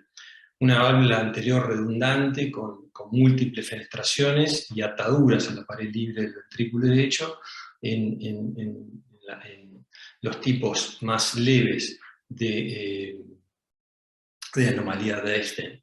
Y a veces vemos una movilidad y una válvula totalmente sin fenestraciones, totalmente completa en las formas más severas. Una gran dilatación de la unión auriculoventricular derecha, y lo que es más importante en una proporción importante de estos pacientes es el desplazamiento del septum interventricular hacia el ventrículo izquierdo, haciendo una formación bananoide del ventrículo derecho, comprometiendo en un porcentaje importante estos enfermos la función del ventrículo derecho, y ahí la importancia de aplicar el manejo, las distintas opciones de manejo en este tipo de pacientes con disfunción del ventrículo izquierdo, como Da Silva comentaba, en estos enfermos, de recuperar a veces primero la función del ventrículo derecho y después asociar la cirugía de Glenn. Como ustedes saben, en la anomalía de Ebstein hay un desplazamiento desde la cruz del corazón, del leaflet posterior y del leaflet septal hacia la punta del ventrículo derecho, un concepto importante que debemos tener para la reconstrucción técnica en la reconstrucción de las plásticas es que muchas veces estos desplazamientos septal y posterior valvar es importante reconstruirlo y cuando está ausente poder mejorar una configuración trivalvar que permite la competencia de la válvula. Como se ha mencionado, hay diferentes tipos de anomalía de Ebstein, de acuerdo a la movilidad de la válvula anterior, y la porción atrializada, que puede ser más pequeña o tener de mayor tamaño y con compromiso de la función del ventrículo izquierdo. Las formas más severas tienen menor movilidad de la válvula anterior y gran dilatación de la porción atrializada con compromiso de la función del ventrículo izquierdo, y los tipos C y D con las ataduras, con inserciones al tracto de salida del ventrículo derecho, comprometiendo en una proporción importante de ellos el flujo pulmonar, haciendo una atresia funcional con bajo gasto hacia el flujo pulmonar disminuido. Los diferentes procedimientos que se han mencionado en las diferentes charlas, en este trabajo de cientos de diferentes multicéntricos, de diferentes 13 centros que participaron con 150 pacientes entre el año 1992 y 2005, se reportaron que la cirugía mayormente aplicada en este tipo de procedimiento ha sido el reemplazo valvular, en menor medida el reparo de la válvula, es decir, la plástica ha estado como una segunda opción en el desarrollo y en la historia natural del tratamiento de esta enfermedad. El ventrículo 1,5 forma parte de la paliación en este tipo de pacientes, como se ha mencionado, y otros tipos de paliaciones como la cirugía Starner y el trasplante cardíaco en la forma con disfunción del ventrículo izquierdo es una opción en una proporción pequeña de pacientes. Este trabajo de Brown, de la Mayo, en el manejo de estos enfermos, también describe en 539 pacientes como el reemplazo valvular como la opción más frecuente, como la primera operación recibida durante este tiempo, y en menor medida la plástica valvular, pero sí vemos que el resultado ha sido significante con la plástica de la válvula tricuspidia y fundamentalmente con mejor resultado en los enfermos en edad pediátrica. En lo que se refiere a la parte técnica, el primer paso desde el punto de vista quirúrgico es hacer una extensa delaminación de la valva anterior, como pueden ver en la figura, desatando todas las ataduras de la pared anterior, liberando toda la valva anterior. La principal diferencia que ha existido en la técnica descrita por José Pedro da Silva, que ha permitido la reconstrucción en gran parte de estos pacientes, es tener el concepto de que esta reconstrucción es una reconstrucción trivalvar, a diferencia de las técnicas que se han descrito históricamente, que la reconstrucción ha sido monovalvar, es decir, la competencia ha estado a favor de reconstruir una monoválvula, y en cambio la diferencia en el concepto fundamental de la técnica de cono es la reconstrucción trivalvar, tratar de recuperar 3 valvas como debería ser el funcionamiento normal de la válvula tricúspide. Acá procedemos a la delaminación de la valva anterior.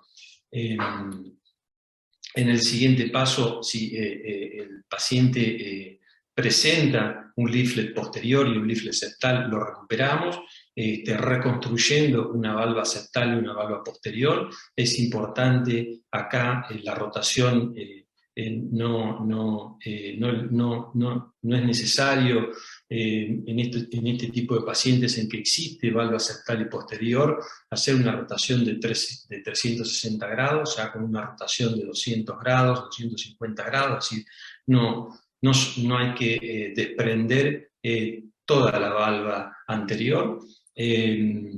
Pasamos a hacer la anuloplastia y la reconstrucción total. Acá pueden ver bien el cono reconstruido. Este es el concepto más importante. Ven que no se ha desprendido totalmente la valva anterior. Acá se ha rotado la valva anterior y se ha reconstruido la valva septal y la valva posterior, haciendo una reconstrucción trivalvar y tridimensional del concepto de cono. Esto es muy importante. Esto es lo que distingue esta operación de las anteriormente descritas y lo que favorece los efectos sobre la reducción del volumen del ventrículo derecho a largo plazo. Después hacemos una anuloplastia. En nuestra experiencia en la Argentina no hacemos ningún tipo de plicatura ni horizontal ni vertical sobre la porción lateralizada, porque como bien mencionó José Pedro da Silva, puede haber compromiso del flujo coronario y eso tiende a desmejorar el funcionamiento del ventrículo derecho, que ya está bastante comprometido, y es muy importante respetar en la anuloplastia el flujo tanto de la coronaria derecha como de los ramos de la coronaria derecha. Acá podemos ver el reimplante de la valva anterior una vez hecho la anuloplastia, reimplantando totalmente la valva anterior del cono directamente en el anillo verdadero. Y acá tenemos totalmente la cirugía reconstructiva, donde queda el perfecto cono reimplantado en el anillo tricuspidio verdadero. En los pacientes, esto quiero tener en claro, que en los pacientes en que tienen ausencia del leaflet septal y posterior, la rotación ahí sí, rotamos 360 grados la valva anterior y desprendemos totalmente la valva anterior, después hacemos la aplicatura. la anuloplastia, pero rotamos 360 grados. Esto es muy importante. No utilizamos material protésico para reconstruir una válvula septal y posterior. Creemos que la utilización de pericardio autólogo o pericardio bovino, lo único que trae con el paso del tiempo es una retracción de la reconstrucción de la válvula con el pericardio, por lo que utilizamos todo material de la válvula anterior.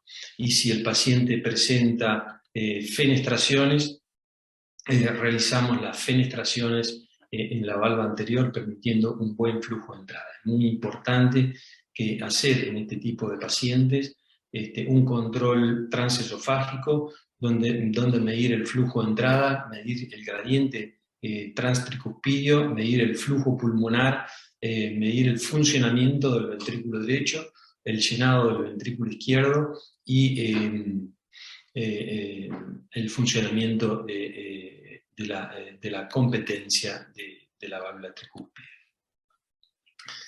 Por supuesto, el reparo, utilizamos en pacientes la opción de manejo en ventrículo 1,5 para proveer un flujo pulmonar, para disminuir el volumen del ventrículo derecho, fundamentalmente en aquellos pacientes que tienen una disfunción del ventrículo derecho. Esto provee una mejor precarga al ventrículo y mejora el volumen sistémico del ventrículo izquierdo, y puede mejorar el funcionamiento de la válvula tricúspide en aquellos en que la válvula tricúspide, la competencia no es completa.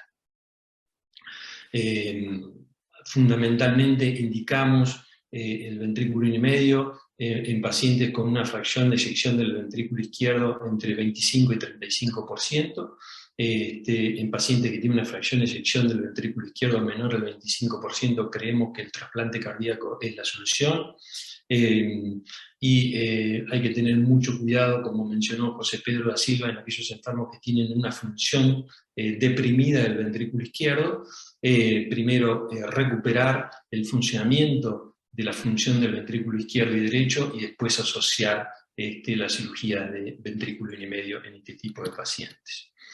La indicación del Glenn bidireccional es en aquellos enfermos que tienen un tamaño del ventrículo derecho inadecuado y la función es inadecuada, en que el flujo de la arteria pulmonar es menor a 0,5 metros por segundo, cuando el gradiente del jet es mayor a 20 milímetros, es decir que el orificio tricuspidio es más pequeño, y es importante la valoración transesofágica del tamaño intraoperatorio de la aurícula derecha y la aurícula izquierda. Cuando es muy grande la aurícula derecha, asociamos también la cirugía de Glenn en estos enfermos.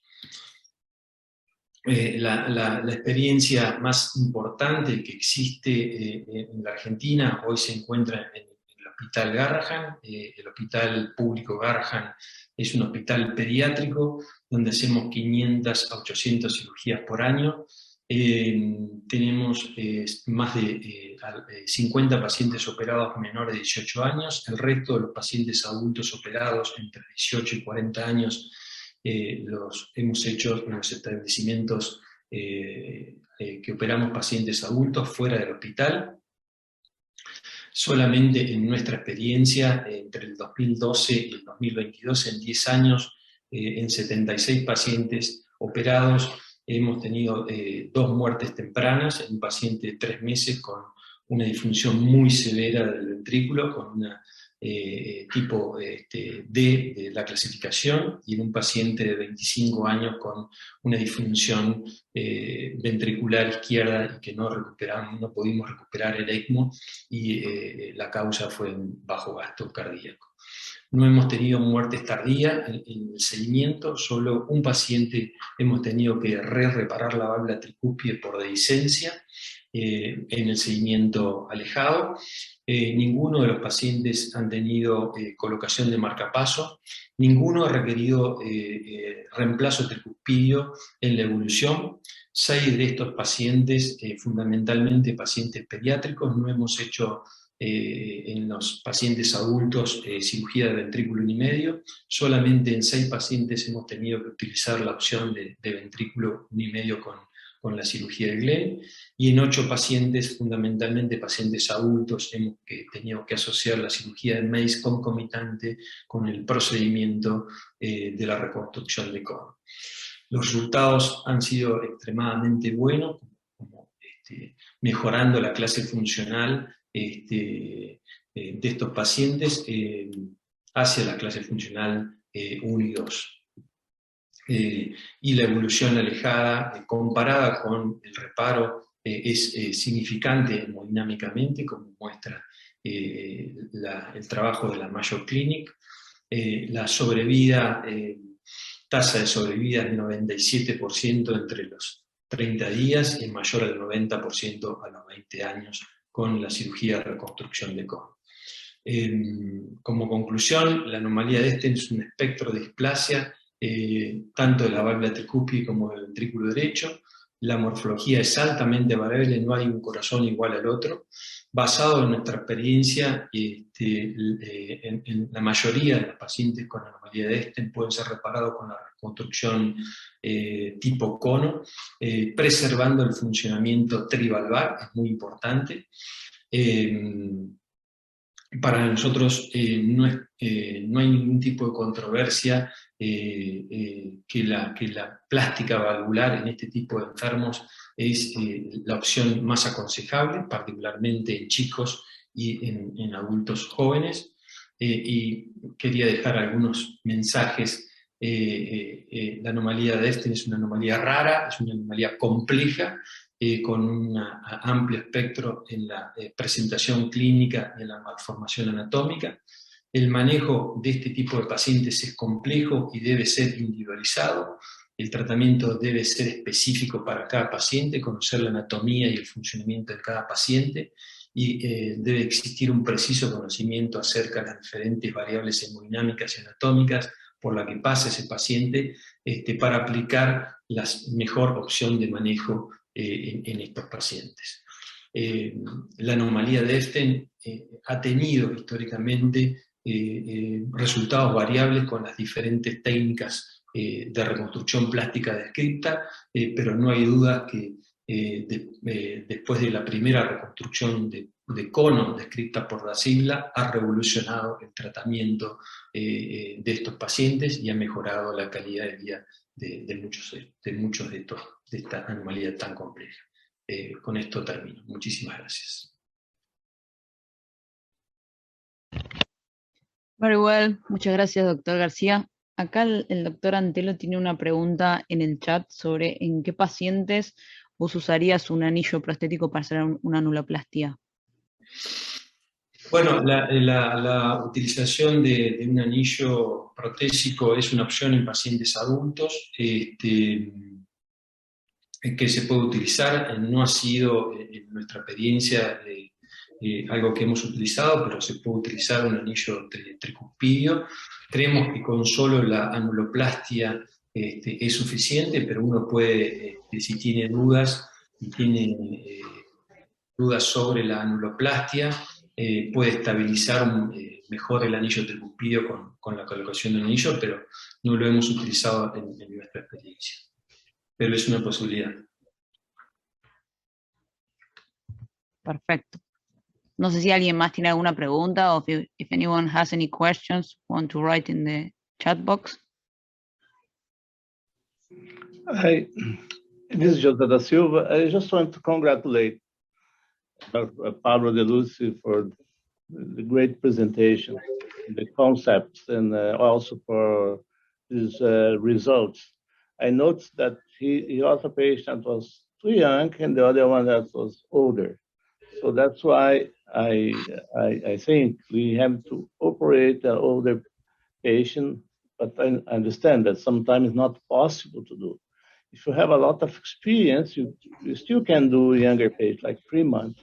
But if you don't have it, the problem is like O2 saturation, then you can do a Glenn or a shunt instead of going ahead with the cone procedure. Do you want to comment on that too, Dr.? Pablo? For neonate patient, are you asking to me for neonate Ebstein anomaly? Mm-hmm. Okay. Yeah, or younger, like 3 months and younger, yeah. We have a very good experience in neonate patient and in young patient less than 1 year of age. We don't use Glenn in that patient, in any patient less than 1 year. We do the cone reconstruction in all patients, in our experience, and in patient with a very cyanotic patient, ventilate patient, that Dr. Barrow was present in her presentation. We do the Starner procedure with the patch in the tricuspid valve, a fenestrate patch, reduction of the atrial, the right atrial, and put the BT shunts. We have 3 or 4 patients operate with that technique, and we can't do the follow this patient for to reconstruction the valve many years after the Starner procedure that you described. We don't have experience in that management. I answered your question? Yes, thank you. Yes, I understand, because you were a surgeon that is very experienced with Ebstein already. But if you're not, then the patient still is small, and the main problem is cyanosis. Sometimes they have dysfunction of the left ventricle too because of long-term cyanosis. So for those cases and patients in group that don't have that much experience with the cone, they can, if they do something else to start with, then could be another approach.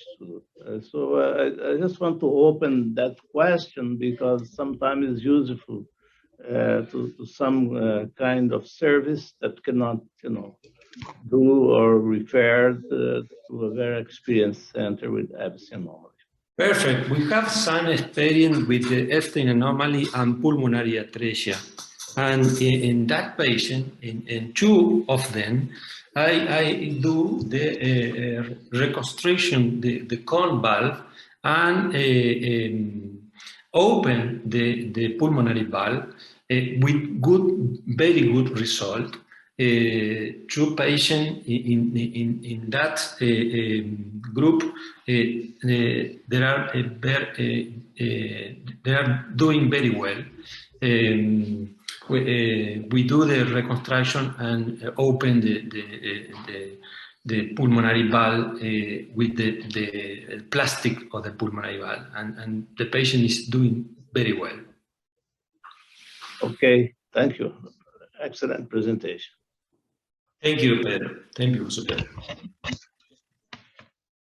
Pablo, acá tenemos otra pregunta de Miguel Arizapana, que pone: en la cirugía 1,5, en la evolución vemos que el ventrículo derecho mejora la función y la válvula también. ¿En quiénes podríamos desmontar el Glenn en el seguimiento? Digamos, ¿en qué pacientes se le puede más tarde desmontar el Glenn? Bueno, eso es una muy buena pregunta. Eso va a depender del seguimiento, del funcionamiento, y cómo se vaya remodelando el ventrículo derecho en los pacientes en que hay un remodelamiento del ventrículo derecho. Es decir, el corazón se achica, el funcionamiento, se puede hacer un estudio y seguimiento por resonancia, medir el volumen del ventrículo derecho, y si el grado de competencia valvular es adecuada en el seguimiento, después del año, no antes del año, sino después del año, se puede reconstruir, digamos, biventricular con sacar el Glenn y colocarlo con la aurícula derecha. No antes del año del seguimiento, eso es mi consejo, sí previo a un estudio de resonancia. Bien, tenemos otra pregunta del doctor Antelo que pregunta si el paciente está bien, si no tiene sintomatología, si no tiene dolores de cabeza, ¿por qué lo harías, digamos? ¿Por qué desmontarías ¿Por el qué haría un Glenn? Glenn? Sí, ¿por qué no? ¿Por qué lo desmontarías? Eso no es mi costumbre desmontar el ventrículo unimedio, solamente si el paciente se encuentra muy bien y tiene en el esfuerzo cianosis, y en la actividad física tiene una disminución aparece la cianosis y tiene una disminución, ahí uno puede valorar desmontar el Glenn y hacer una reconstrucción biventricular.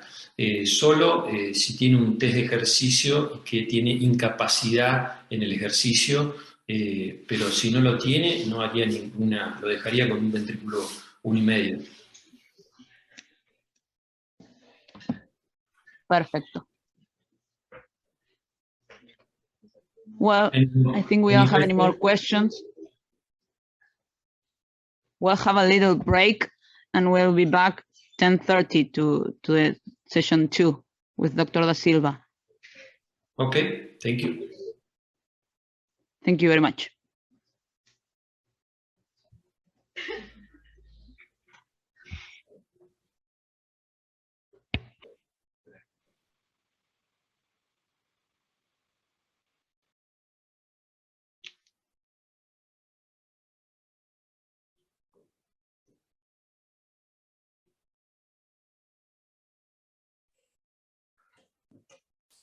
Buenos días, buenas tardes, buenas noches, dependiendo en el uso horario en el que estén. Hi everyone, let's continue with the second part of this webinar. It's an honor for me to introduce you to Dr. Da Silva, who is a director in valve therapy in Pittsburgh, and he has been a very great professor in many centers like Cleveland Clinic, like Brompton Hospital, and many other hospitals in the world. And he's been a very talented surgeon with various techniques like Embolex, like pulmonary root translocation, and of course in what we are today here at Ebstein, the Cono procedure, the Da Silva procedure that we name it in Mexico too. So, Professor, it's now your time to present your first lecture today, and I give you all the.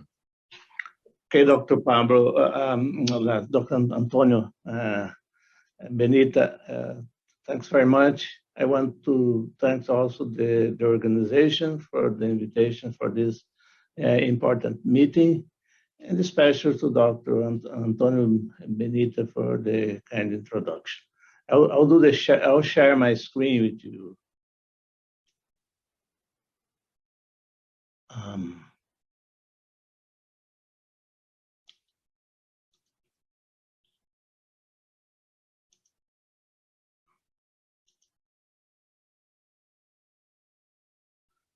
Okay, did it work? Can you see my first slide? Working perfectly. Okay, may I start? Okay. So Ebstein anomaly, as has been discussed, very well discussed, is include the displacement of the septum inferior leaflet of the tragus valve. And the anterior leaflet is usually redundant and presents a sail-like format.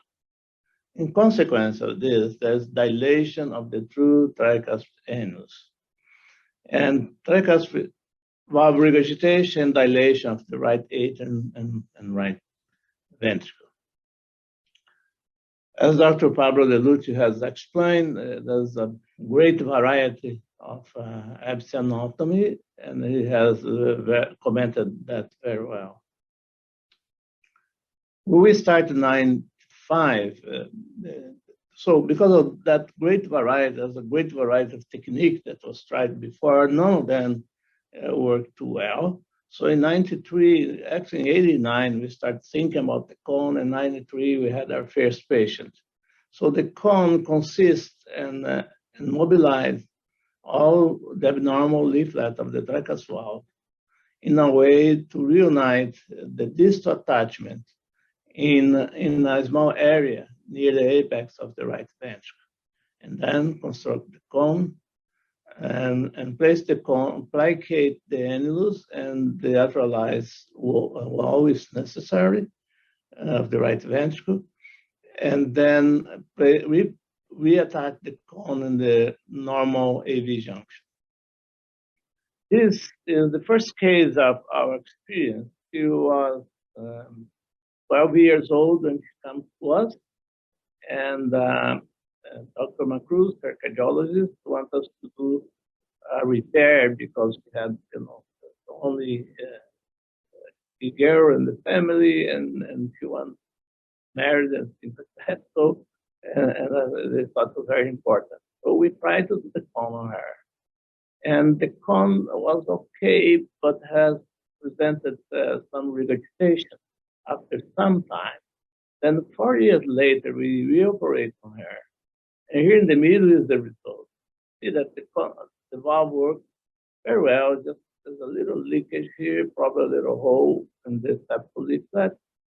And here in the right, you see that the morphology of the valve now looks like a cone.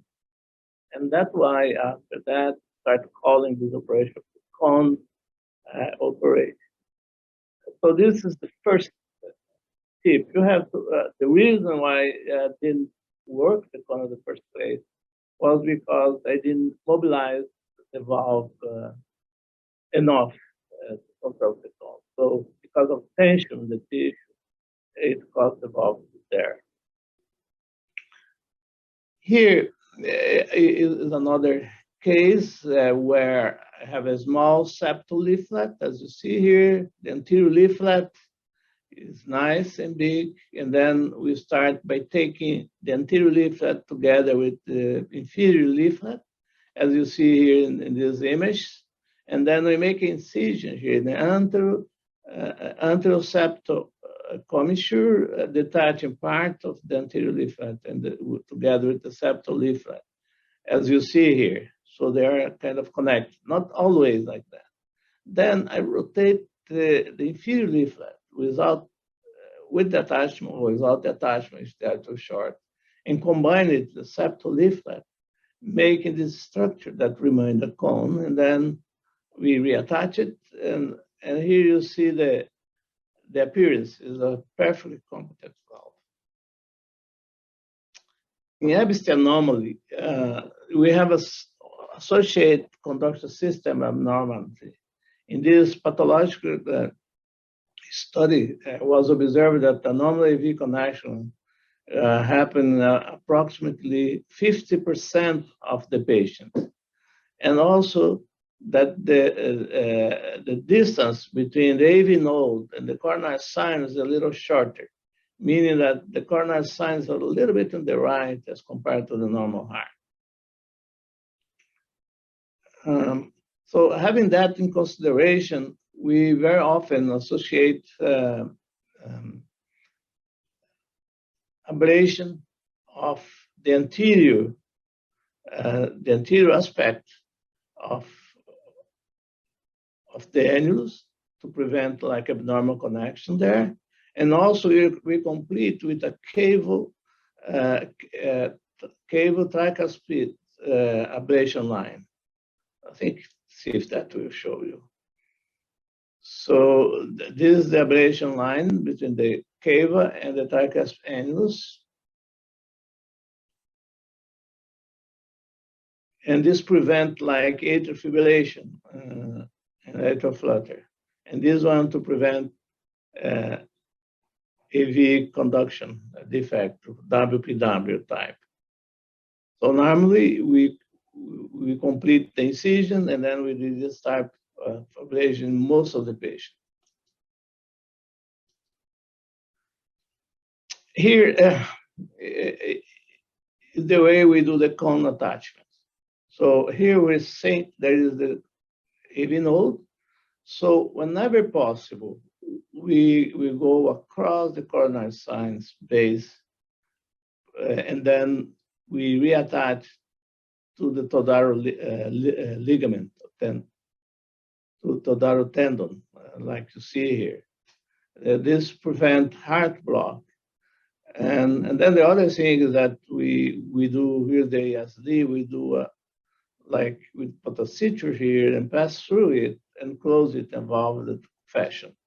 So here you see the work completed. If you don't have enough tissue, then you can do a little different. But in this case, we have enough tissue to follow that concept, avoid the heart block, and get a nice cone.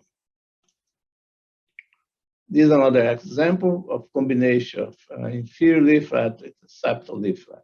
See, an excellent result. We did this study with our first 54 patients. And it shows that we start preoperatively with severe or moderate tricuspid regurgitation. After the repair, we have usually mild regurgitation. And we restudied those patients by serial echocardiogram, and it showed that over time, the result becomes the same. There's other studies, like the Munich group, that show the same thing. So the cone procedure results persist over time. And this is another example of a 13 years old girl, 9 years after cone repair. See that the leaflet now are thinner than it used to be just after the operation. So it looks pretty good 9 years after. Now she's a lady now and she has kids and she has like a normal heart. The Ebstein anomaly, as this publication by Dr. Schreiber, the Munich, now he died a few years ago, very young. I'm sorry for that. And Dr. Anderson from England, the great pathologist, Robert Bobby Anderson. They describe the different rotation of the Ebstein annulus. And sometimes they have a small rotation in the more favorite case as far as the ventricle is concerned, and sometimes we have very severe rotation. In the past, with the traditional monoclassical repair, the valve that has severe leaflet displacement in the apex, or those anterior rotating to the RVOT, are generally not suitable for repair. So with the cone technique, we changed that. And here we see a Carpentier type D case. So there's no perforation of the valve here, except when we pull the leaflet down, you see that there's a little hole that connects the atrial and atrialized chambers to the functional chamber of the right ventricle. So beyond this hole, you have the functional, a small functional right ventricle, and this hole was very near the outflow tract, as you see in this previous picture. And here is the result. So we took down those leaflets and make it like a membranous valve. And here you see that the valve opened, closed nicely. And here again, you'll see a cross-section of the valve. Look like a squid, you know, closed and very nice RV in a type D Ebstein case. This is another case of severe rotation. The case that I did at Dante Fazanese in Brazil. You see here that the anterior leaflet has a linear attachment to the right ventricle. You don't see flow here. See, you don't see flow. So there's a linear attachment. If you have normal papillary muscle, you see the flow of blood going through the leaflet in the distal part. And here, when they see the short axis view, shows that here the aorta, the pulmonary valves around here, and the leaflet, the anterior leaflet, is very rotated. So you see the attachment very near the pulmonary valve. So that has to be taken down completely. I think we did this move with the cellular phone. So you see the valve, how it looks, very abnormal. So there's a septal leaflet, the anterior leaflet, and the inferior leaflet. We start by taking on the anterior and the inferior leaflet. We have to mobilize it completely and stay near the leaflet. See, then the result of this is a ventricle that is will be very dilated, ballooning. So to prevent that, we placate differently. We placate the functional ventricle as well, doing those type of placation, uniting papillary muscle heads to each other and try to prevent the ballooning of the right ventricle. And then we reduce the ends, reattach the valve, and here you see an excellent result.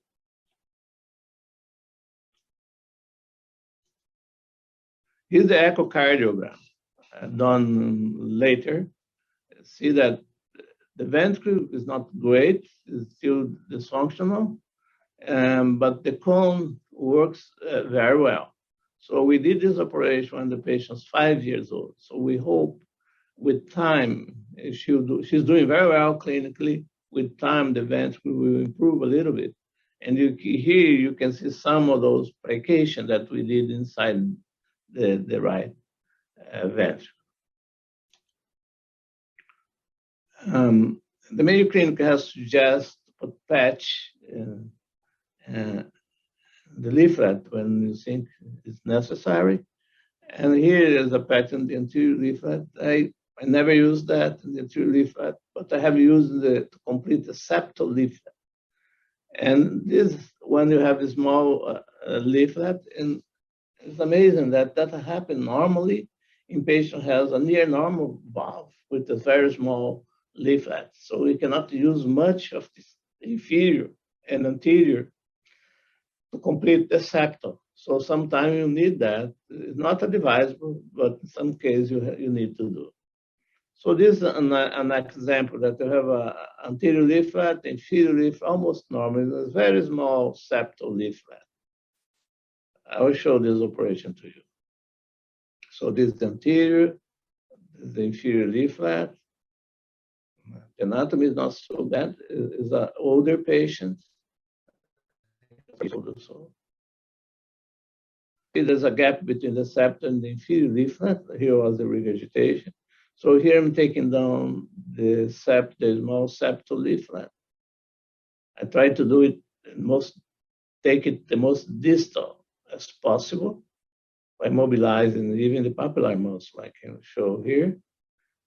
And then in this case, I started the septal first, then I'm gonna do a mobilization of the anterior.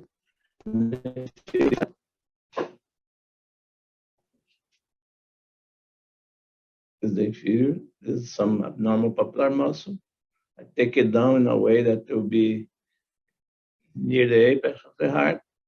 Then I'm connecting the septal leaflet with the anterior leaflet with a vertical suture.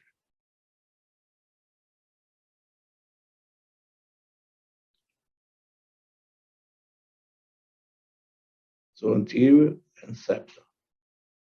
And then the inferior and septal.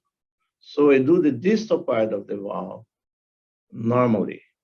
But then if I rotate that, the valve might be stenotic because I have to close some holes, some fenestration there.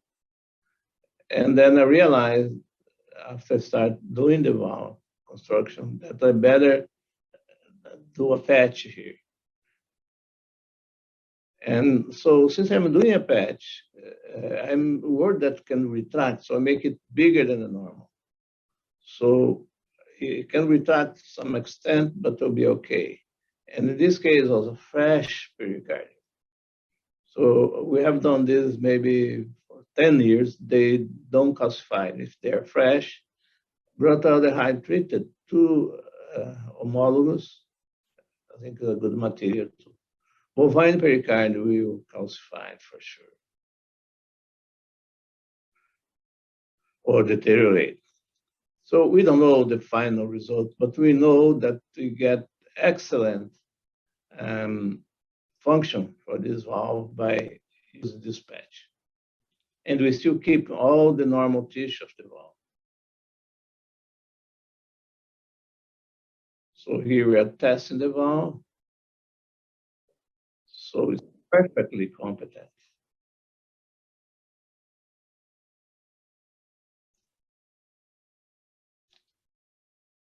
So it is the echocardiogram about a month after the operation. So here we have a perfect palpitation of the valve. Here you see the leaflet, the patch, and no regurgitation.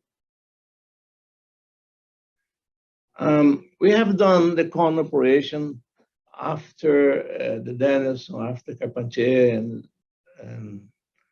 and also after tracheal valve replacement. We have done in 2 patients had previous tracheal valve replacement.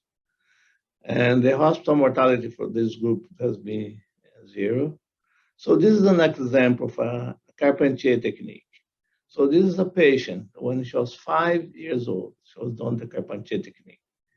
It was okay at the beginning. It was not done by us. It was done by another group in Brazil, but it was okay in the beginning. But then as the patient grew, the monocost valve would not reach the septum anymore, and you could have a very important, very significant tracheal valve regurgitation.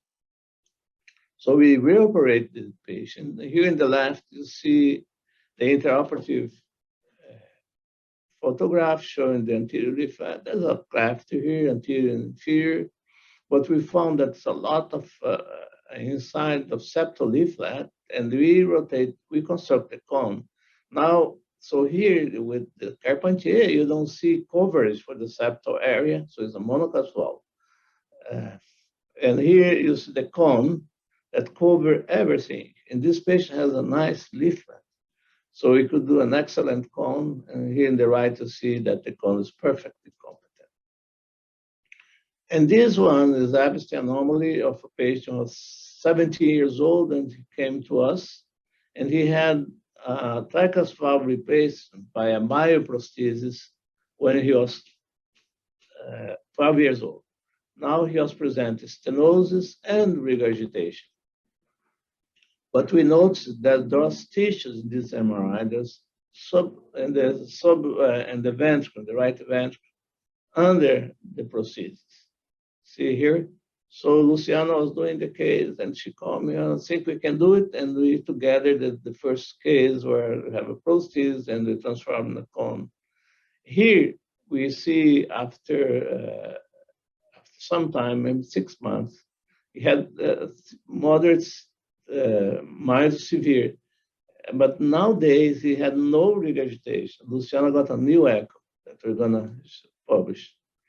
This case that Tarek has shown before is a lady that 47 years old who had a prosthetic valve, but this was the second replacement her tracheal valve by prosthetic valve.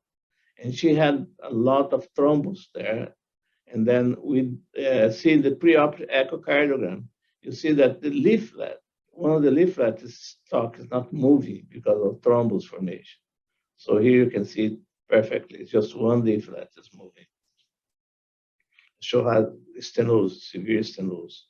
So here we are taking down the valve. You see a lot of clots here in the valve. Immobilize it nicely.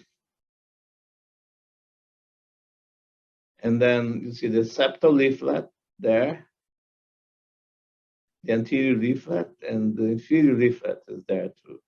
So we decided to go ahead with the cone procedure, mobilize the leaflet, and we did a nice cone there. It was very competent at the end. Here the echocardiogram showed that the cone was very competent, no regurgitation, it's just trivial regurgitation.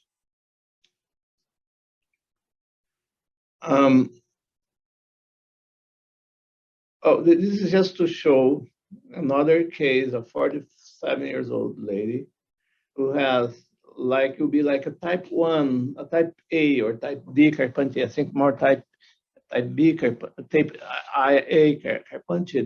So you see that the RV has a good structure. The anterior leaflet has normal attachment and good mobility. And the septal leaflet is very small. And she became symptomatic when she got older. So this is not dangerous to do the cone here because it has a good function on the right ventricle. So here's the case. It's a nice tracheal valve that we repaired, and we got the perfect results. And here's the echocardiogram. That the ventricle is good, the right ventricle is just discharge echocardiogram. See the anterior leaflet go up very nicely with the septal leaflet, no regurgitation. So despite of being an older patient, she had an excellent result. But if you have the same age and a bad ventricle, then it's a risky operation. Sometimes maybe it's better just to go ahead and replace the valve because you can make the ventricle even worse with the extensive mobilization of the septum of the anterior leaflet. This is another case. That was the largest heart I have ever operated in. 10 years old girl, the older, except for the newborn. And in this case, we noticed that the outflow tract have a thin wall, so we did multiple resection. So here's the left ventricle, very compressed. So in this case, we did resection, the ventricle, and the valve leaflet had good quality. And this is the X-ray result. See that 10 days after, the heart was a little smaller already, and then after almost 4 years, it was much smaller. She has atrial pacemaker because she needs medication for supraventricular arrhythmia and require a pacemaker in order to keep her atrial rhythm. So here at the Children's Hospital, so far, in country with Brazil, we have now over 300 patients done. And the mortality from the beginning is around 2%. That's because we operate in very old patients that increase the risk. But here's Pittsburgh. We had 88 cone repair in 77 patients, meaning that 3 of them we had to reoperate. And the cone adult accounts for 30% of the case, age from 18 to 49. And then the cone repair in children under 18, 46%, and the infants under 1 year, 9 cases. Well, in those cases, we have BT shunts, the infants, and some of the children, we have 3 cases of previous gland that they came with the gland to us. And as I told you, we did 3 repairs, and we had no mortality in this group of patients. And we had to replace one of the valves in a 33 years old lady. And from that time, we started using some patch in those cases that we had not much tissues. So now the indication has been advanced. We don't expect to indicate the cone operation only patients that has 2 series that have lost too much chance of improvement. So if they are cyanotic, severe cyanosis, have to anticipate the operation. Have to take care of the cyanosis before the RV deteriorate. And if you have symptoms or reduction in exercise tolerance, cyanosis, arrhythmias, the onset of arrhythmia, progressive RV dilation or dysfunction, or if you have severe type of Ebstein anomaly, asymptomatic patient, we should perform between 2 and 5 years of age, or even younger, especially if they have some dilation of the right ventricle, that because then I think we have more chance of recovering their RV function if we do early on. Asymptomatic adult with mild to moderate abstinence can be followed with serial echocardiogram, RMI, or stress testing. And be careful if they have very dysfunctional right ventricle. So I would conclude by summarizing that the common procedure can be performed in nearly all anatomic variation Ebstein anomaly. Actually, we didn't have any case that we could not do. The TRICAS valve regurgitation repair achieved use the cone technique is effective and durable for most patients with rare need for valve replacement.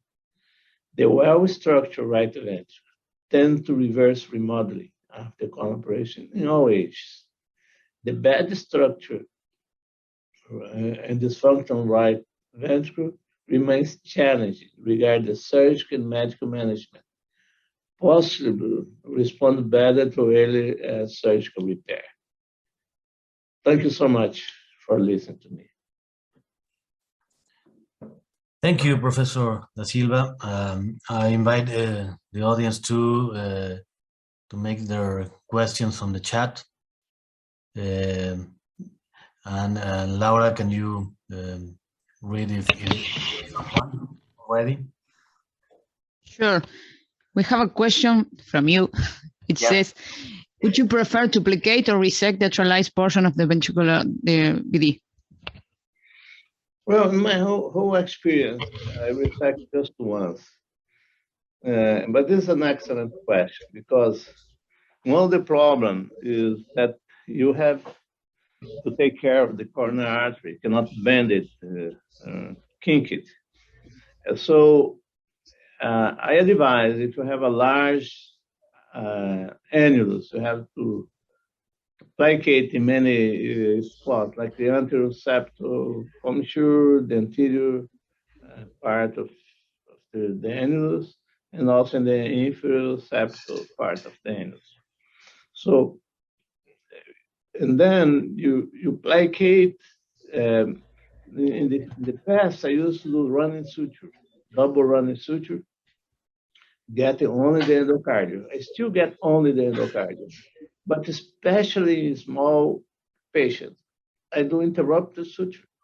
It's very interesting, because then you don't have clot formation there, and that area reduces over time, which is very interesting. So, especially, so we can do a quicker operation. If you need to remove a suture, you can go in and remove it for bending a coronary artery, because you have to look outside and see if it's not bending. And many times you have coronary artery in that thin wall, RV, and so it's not very easy to resect. But if you are having arrhythmia after that, then you can resect, or you can isolate all that area, either by resection or by doing, if you see coronary there, it's important to keep them. You can do cryoablation. So the cryoablation will eliminate, will isolate that area from the rest of the right ventricle, preventing arrhythmia, and also it does not close the coronary artery. When it unfroze the tissue, the coronary artery works again. So that would be my comment. So I do it, but not often. But I don't have anything against it. If you don't have significant coronary artery crossing it, and you can do it safely, it's a good idea in some patients, yes. Thank you. Great. Laura, we have a question from Ignacio Vera here. He's asking, in which patients do you perform a MACE procedure as a prophylactic procedure, or you always do it when you have an arrhythmia? Do you ever use it as a prophylactic procedure? Well, when I have arrhythmia, of course, yeah, you expressed very well. This is an important question as well. Yes, we do in most patients now, because, for example, if you have dilated right ventricle, especially in older patients, then you have to be more You have to do more aggressive MACE procedure. You have to do incision in the lateral area of the atrium. Not only what I did there, but sometimes you are open the patient, then you touch the atrium, you see arrhythmia, flutter, or fibrillation. So that would be an indication. So if you have dilated right atrium, severe dilation, if you have arrhythmia, of course, you do in everybody, or if you have that, or if you see that the heart is very sensitive, the atrium, then I also do it. So nowadays, I think I do about maybe 85 to 90% of the patients, not only the one that present with arrhythmia preoperatively. Great. We have another question now from Dr. Gustavo Sibori. He's asking, what is your recommendation when the core tissue is too short after you detach the septal leaflet? Do you perform some modified 7-inch stitch, or how do you solve it? Well, I never use 7-inch stitch because this is, I think I patch, but one thing that we do that people don't understand, especially the beginning, when you have the anterior leaflet or even inferior leaflet, sometimes it touch the RV anterior wall and then touch it again more distal. We tend to cut that proximal attachment. So that leaflet goes to the apex. If you do that, then you won't have that problem. But sometimes they don't touch each other because of other issues, like, for example, they don't have enough tissues. So the only case I replaced the valve looked like a simple case of Ebstein. Was a type maybe B Carpentier. But then the tissue didn't have enough tissue. So if I want to do a competent cone, it would be a little stenotic. So I end up having a little bit of stenosis and regurgitation. And I thought, well, I will operate, I'll get it right. And didn't work. And then I was thinking, well, I had to complete the tissues there. So instead of doing what you are saying, I prefer to put tissues if I need to. But the key to treat it is to have a good dissection of the anterior leaflet. But could be that occasionally you can do that, but I haven't ever done it in my experience. I know some people advise it, but you know, I have experience of not replacing valve, and then I didn't need to do it, so I don't think it's a very significant technique.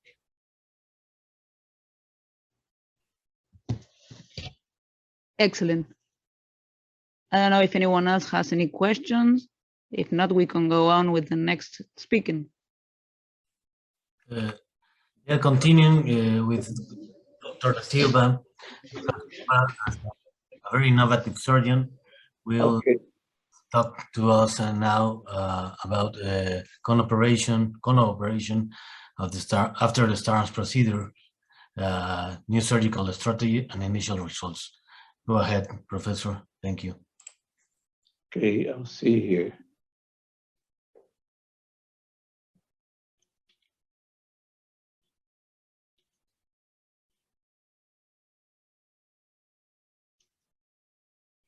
Okay, can you see my first slide? Yes, it's okay. Okay, thank you. Thank you again for the question and to give the opportunity and privilege to present also my experience with the cone after starting procedure in Ebstein. As everybody, most of people has read, this is a multi-center study that was done by Dr. Freud, that now is in Canada, and other groups, the multi-center, and involving 3 fetuses diagnosed with the Ebstein anomaly at 27 weeks of gestation. And what we know that at the end, 48 of those patients survived only. The other died either intrauterus or as a newborn. So that shows that the seriousness of having Ebstein anomaly diagnosed for about half of the population of Ebstein anomaly. And then was noted that this operation here would help to save many of those patients. This was the Starnes operation that was described in 1991. Initially without making a hole in the patch, and then they discovered it's better to make a hole in the patch.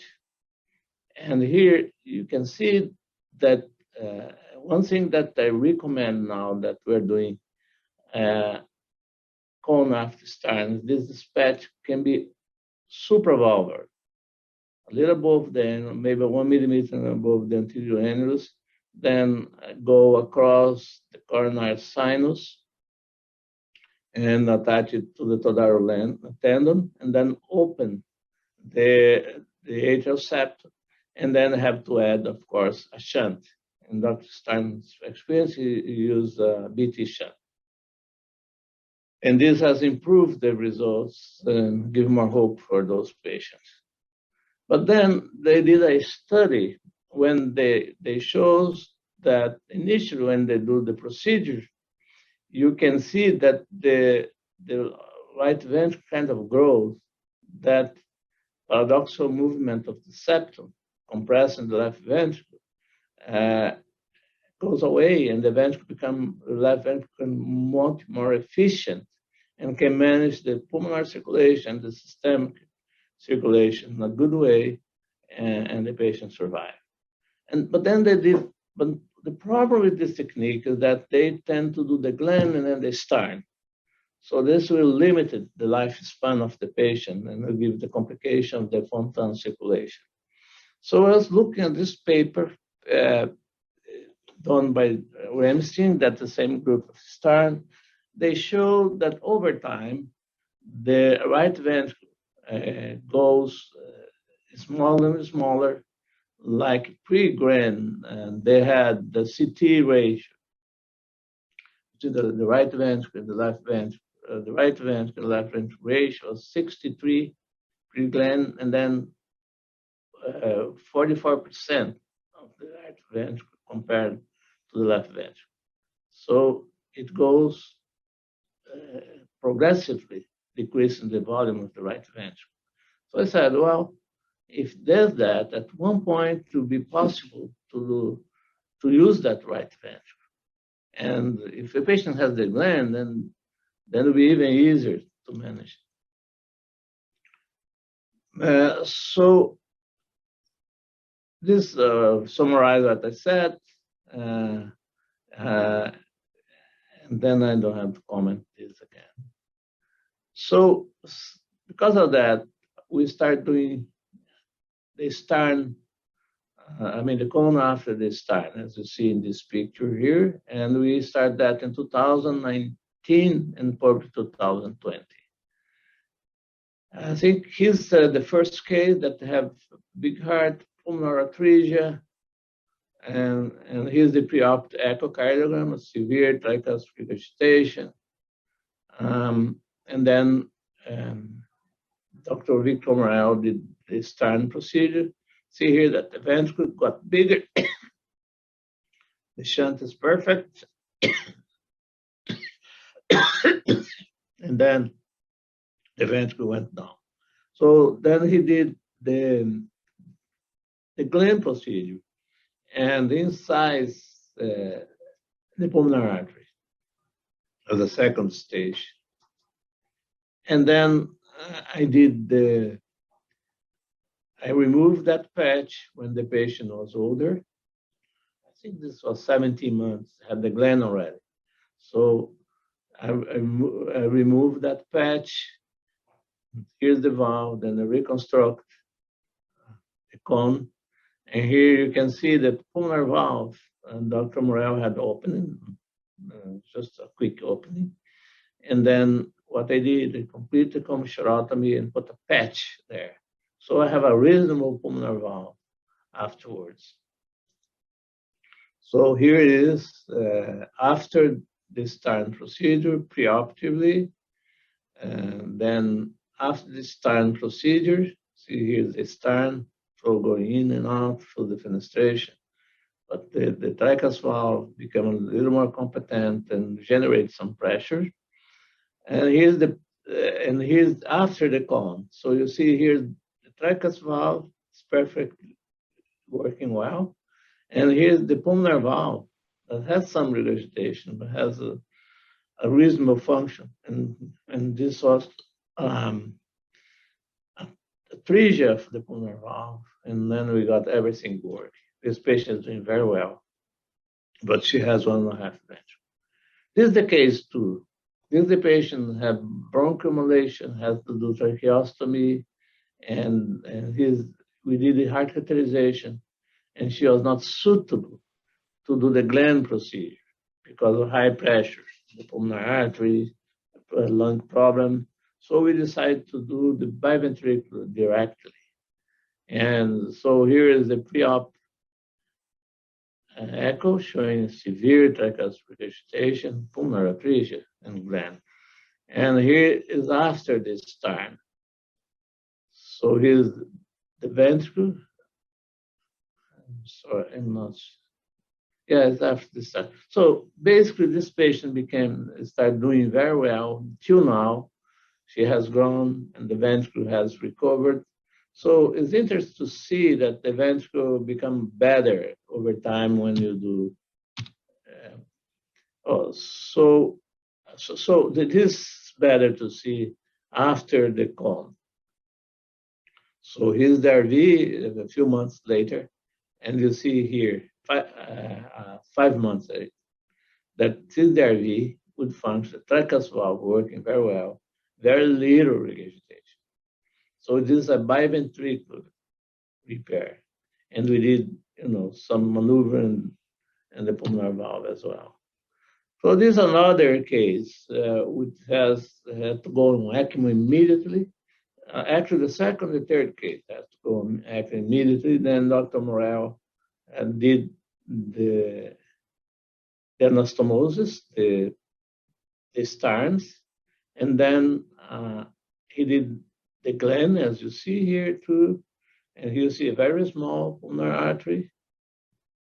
And then in this case, we put a monocost patch here and did the cone. And here you can see that the cone works very nicely.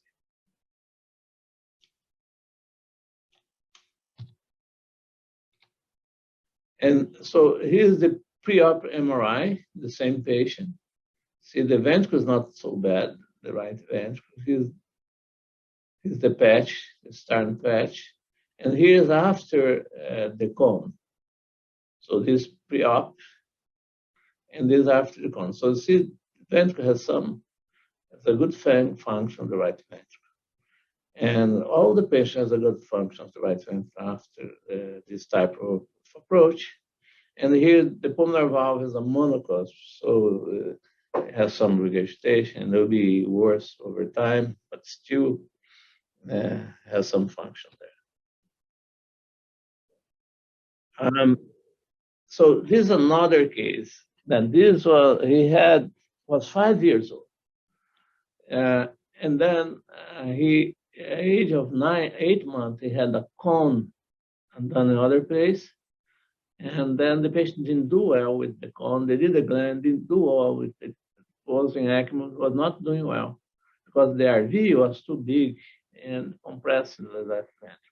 So the surgeon decided to do a Stein patch.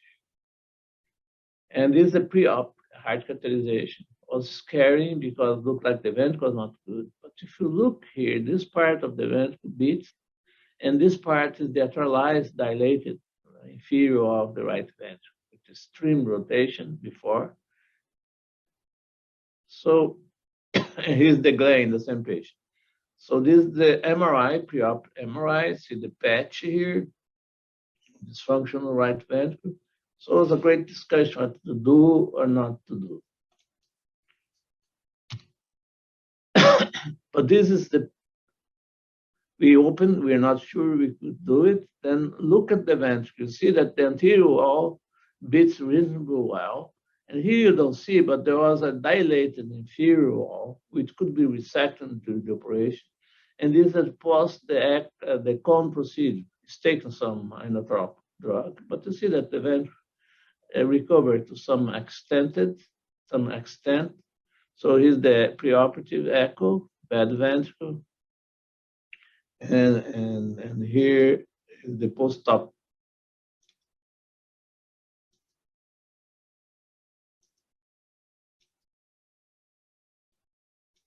Yeah, those are not running, but it shows that we got the tricuspid valve to be almost perfect. Just trivial pulmonary regurgitation and then pulmonary tricuspid regurgitation. Very trivial.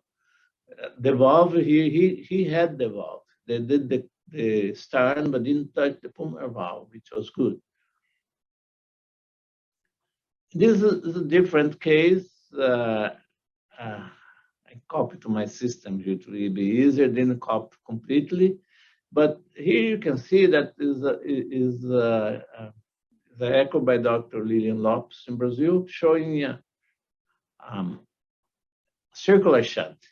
So he is a ductal arterioles with inverted flow and tricuspid regurgitation. And then, so this was a circular shunt from the ascending aorta, PDA, pulmonary artery regurgitation, so the RV and tricuspid valve. So that blood doesn't go to the body, so the patient live with poor perfusion during the fetal life. So it's very challenging. So she used intrauterine anti-inflammatory drug to cause ductal constriction. And then she was born 34 weeks, 2 kilos, a little over 2 kilos, was done the stern and pulmonary artery closure. The difference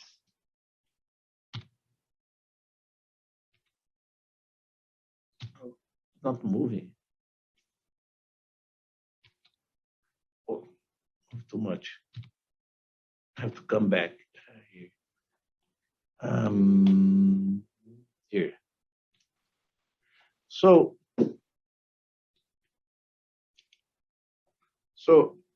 here's the style procedure done by Dr. Freire.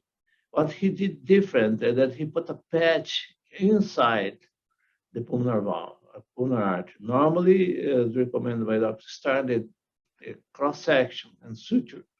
So he did it, the patch, so this will facilitate recover the pulmonary valve during the cone procedure. So here remove the Stein patch and did the cone procedure and also repair the pulmonary valve. So, and now we have done only in Pittsburgh 5 cases of cone after start. So the oldest 62 months, the last one we did at 30 months of age and had a circular shunt, but underwent a PA section and suture. But still we recovered the pulmonary valve and we had an excellent repair. So from all the patients, the only one that we know very well is this one, how is the ventricle doing, the right ventricle. All the others had a nice function for the right ventricle. So it's very impressive results. So for the cone procedure of this time can be done for critical newborn with Ebstein anomaly. They staged approach with Stern's procedure for the cone appears to be favored of the primary to ventricle repair, doing the cone as a newborn. The use of Stern procedure in newborn no longer commits the patient to single ventricle pathway. The indication for cone after Stern varies with the pulmonary valve function. In pulmonary atresia, we indicate preferentially after the gland. So if you have pulmonary atresia and there's not a recovered valve, then we prefer to do the gland because that will decrease the risk of doing the cone afterwards. Thank you very much. Thank you very Thank you much. very much, Doctor. We are now having a few minutes for questions. If anyone wants to ask Dr. Da Silva, please write it down in the chat box, and we'll read it right now.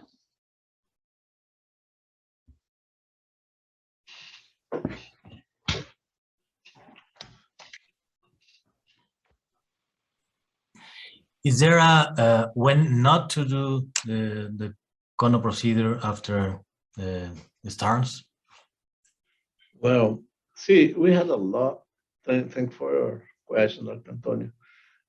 We had a case that we have doubt, was older patient with bad ventricle, but then we found that he has some residual myocardium that could work. Then we resect the dilated part and we did it. But we had a lot of discussion there. It had some sign, like if you have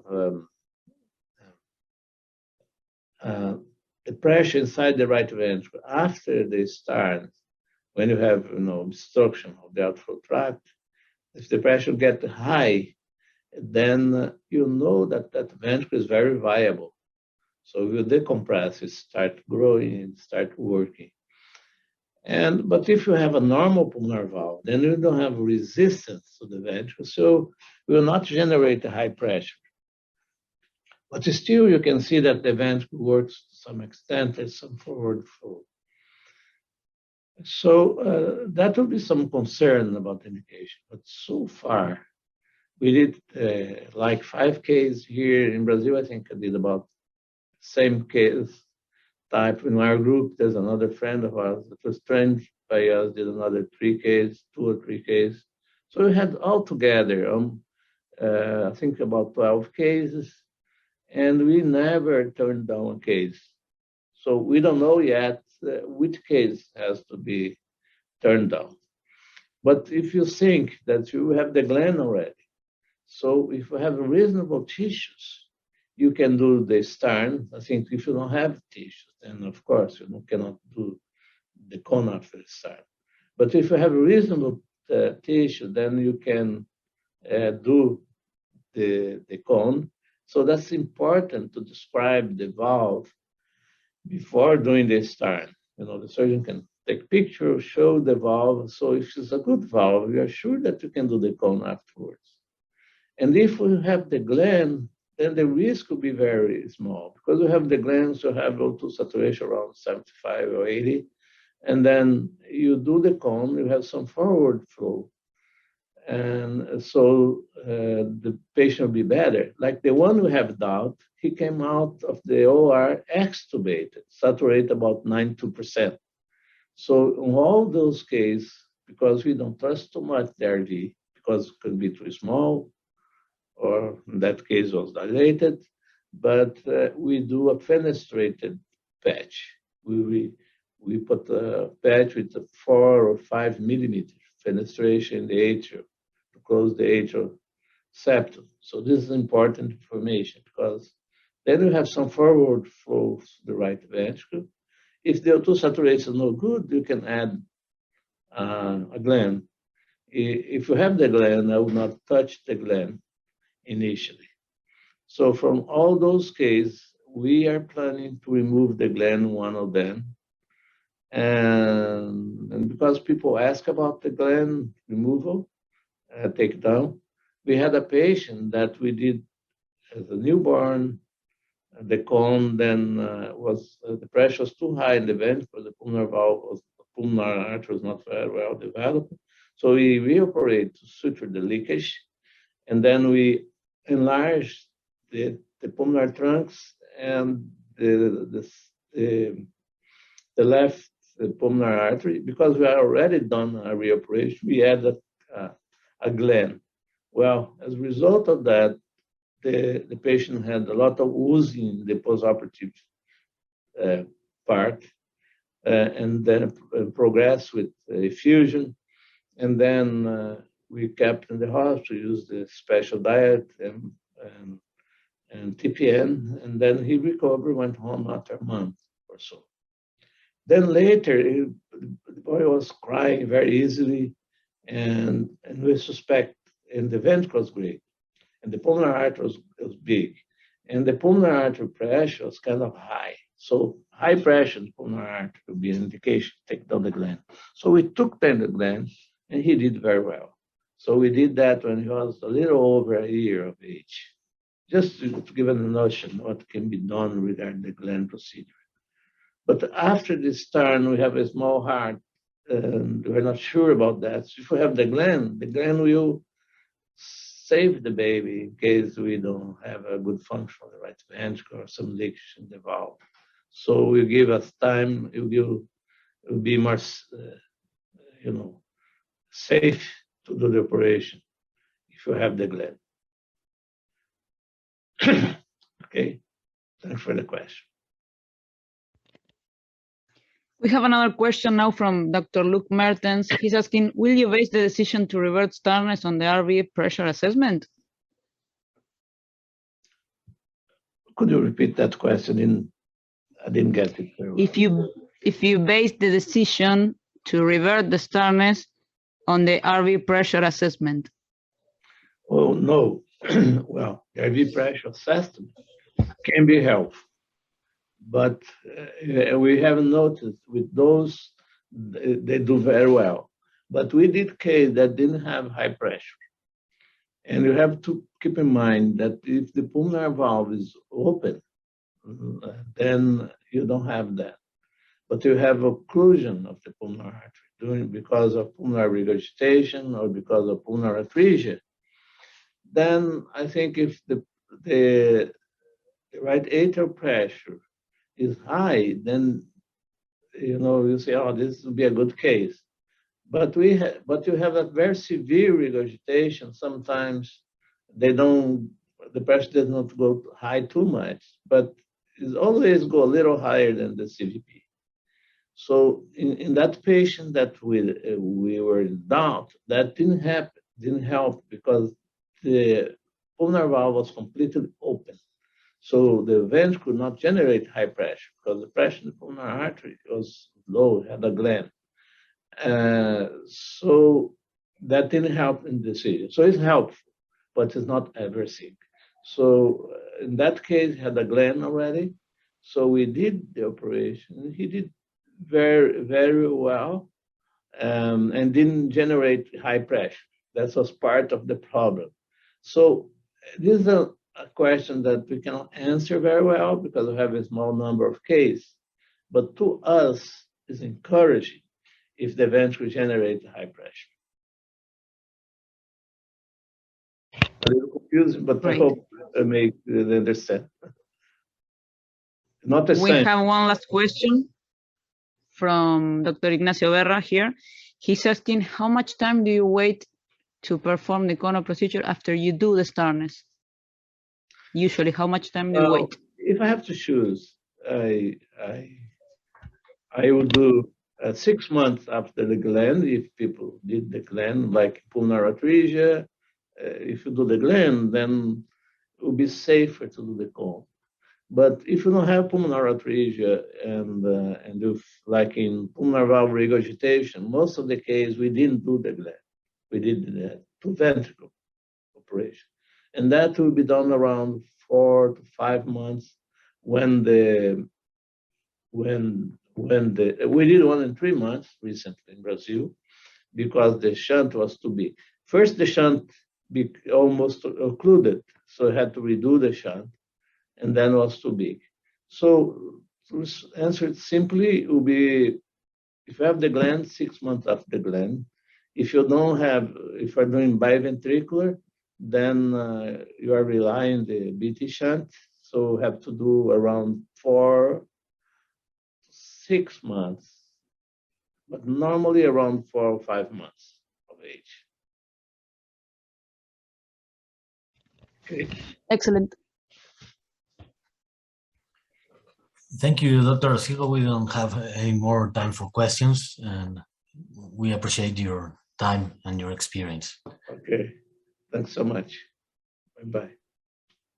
Now, I have the honor to present Dr. Karin Van Doorn, surgeon from Leeds in England, very interested in congenital heart disease and very much interested in surgical training and mentoring, supporting programs around the globe. She will talk about when to replace the valve in adult Ebstein's anomaly.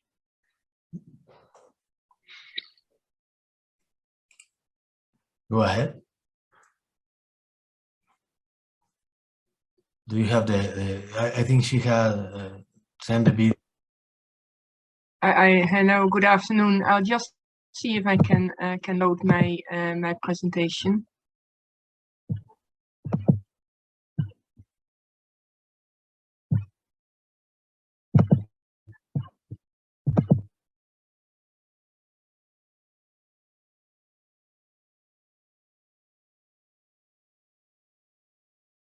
Can you see the presentation? Yeah, there it is.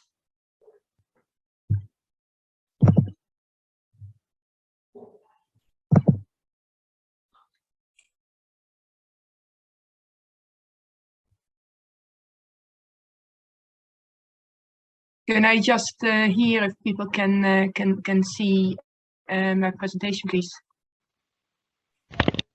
Yes, we see it perfectly. Okay, thank you very much. Thank you for the faculty to invite me to talk about this subject. And I almost feel that after the excellent presentation of Dr. De Silva just now, it's almost, I feel like a fraud talking about replacing the tricuspid valve. However, I think it has to be recognized that in some adult patients that have severe long-standing tricuspid valve disease, it may not be possible to replace the valve. So in this lecture, I would like to explore the indications for tricuspid valve replacement in Ebstein malformation, talk about the choice of prosthesis, technical consideration for implantation, the durability of prosthesis, the management of prosthetic valve dysfunction, and end with some conclusions.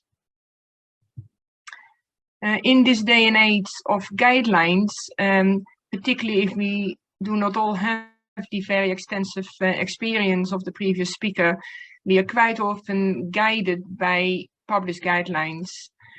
So what do these guidelines say for the replacement of the tricuspid valve in Ebstein's malformation?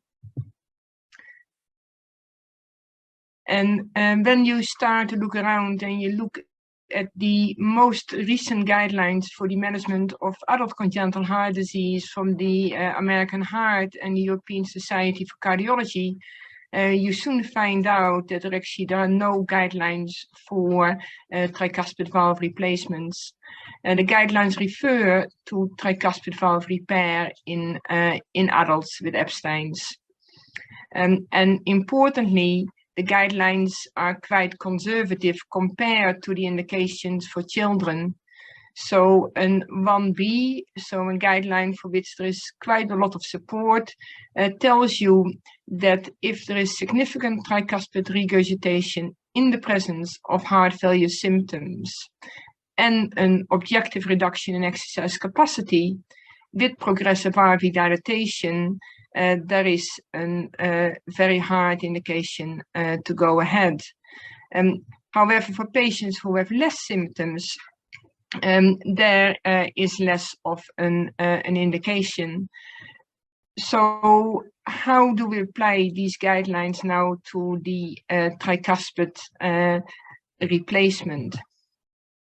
So as said, the golden standard is the repair, but we do not all have the experience and the technical ability of Dr. De Silva. So for some of us, it may be because we feel we do not have the technical considerations, and we feel that we are not able to deal with the lack of valve tissue, although obviously techniques just shown to us tell us that we can supplement the valve with tissue. The decision to replace the valve can either be made prior to surgery when the imaging, particularly the echo and MRI, are assessed, or it may be done intraoperatively when you go in with a plan to repair, but then have to decide that actually it will not be possible to achieve a durable, good quality repair.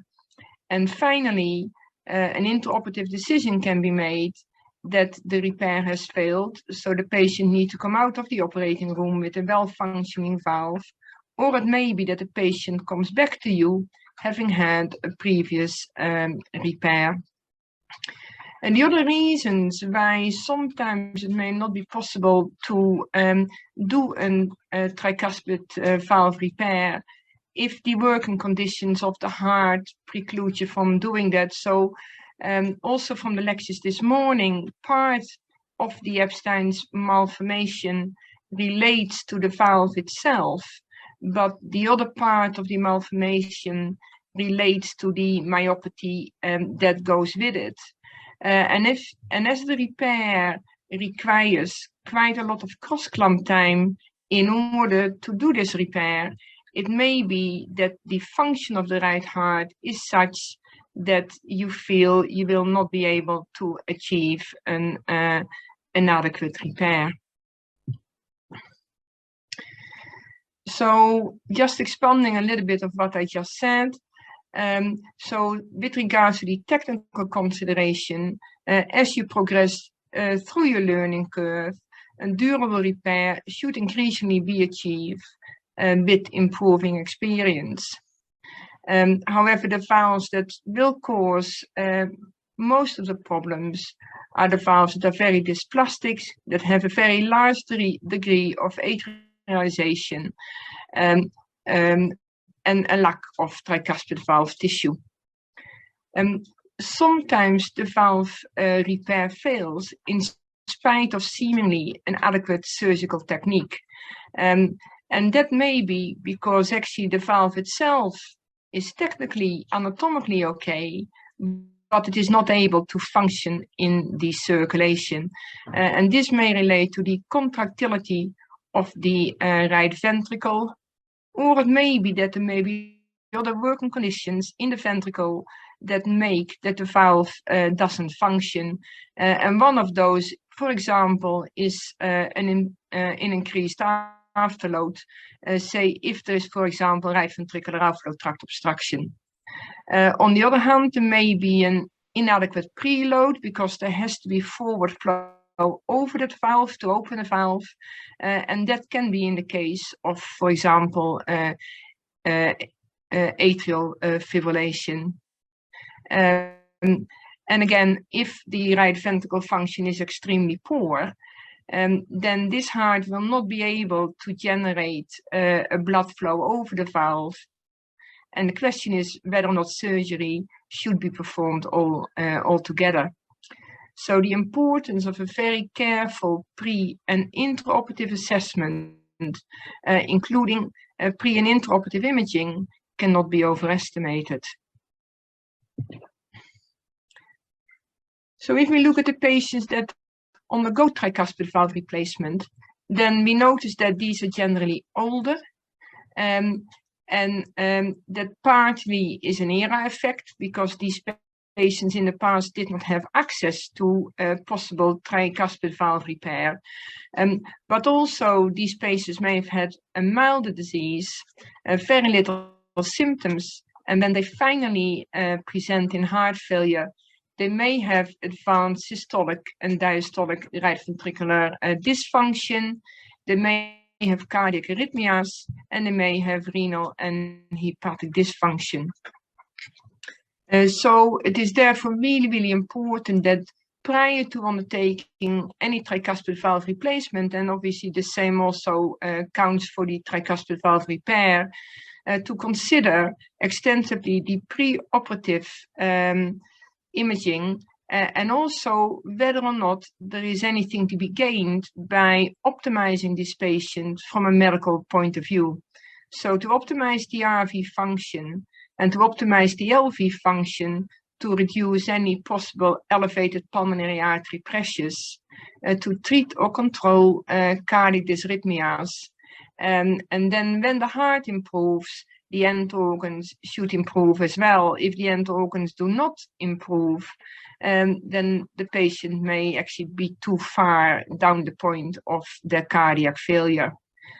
Following a period of intensive treatment, it is then necessary to re-evaluate the patients and assess their suitability for tricuspid valve replacement.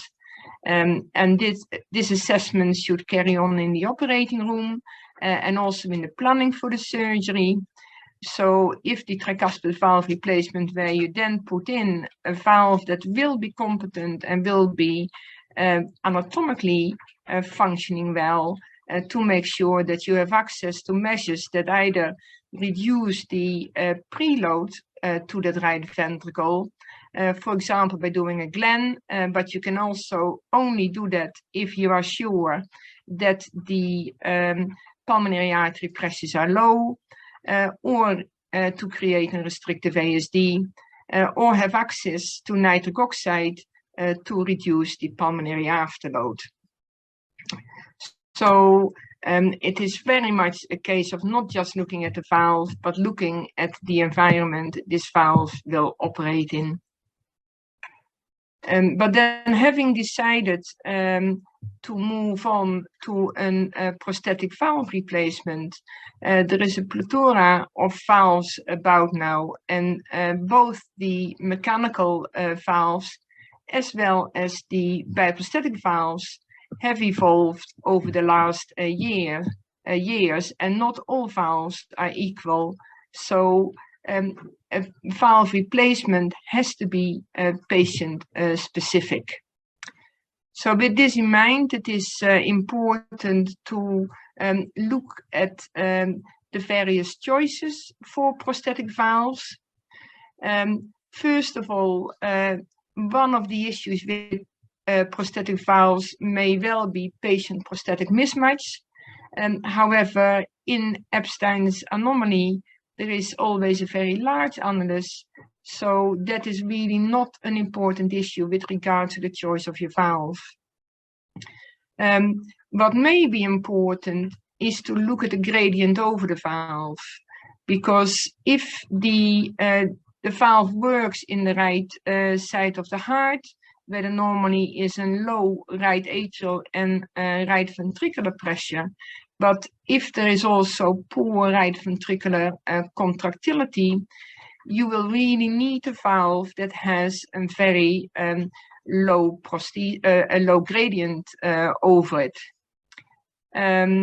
However, if you have a prosthesis that is too large, and there is a lot of, actually very little blood flow going over a very large prosthesis, then actually there may not be enough volume moving over those valve leaflets to open the valve.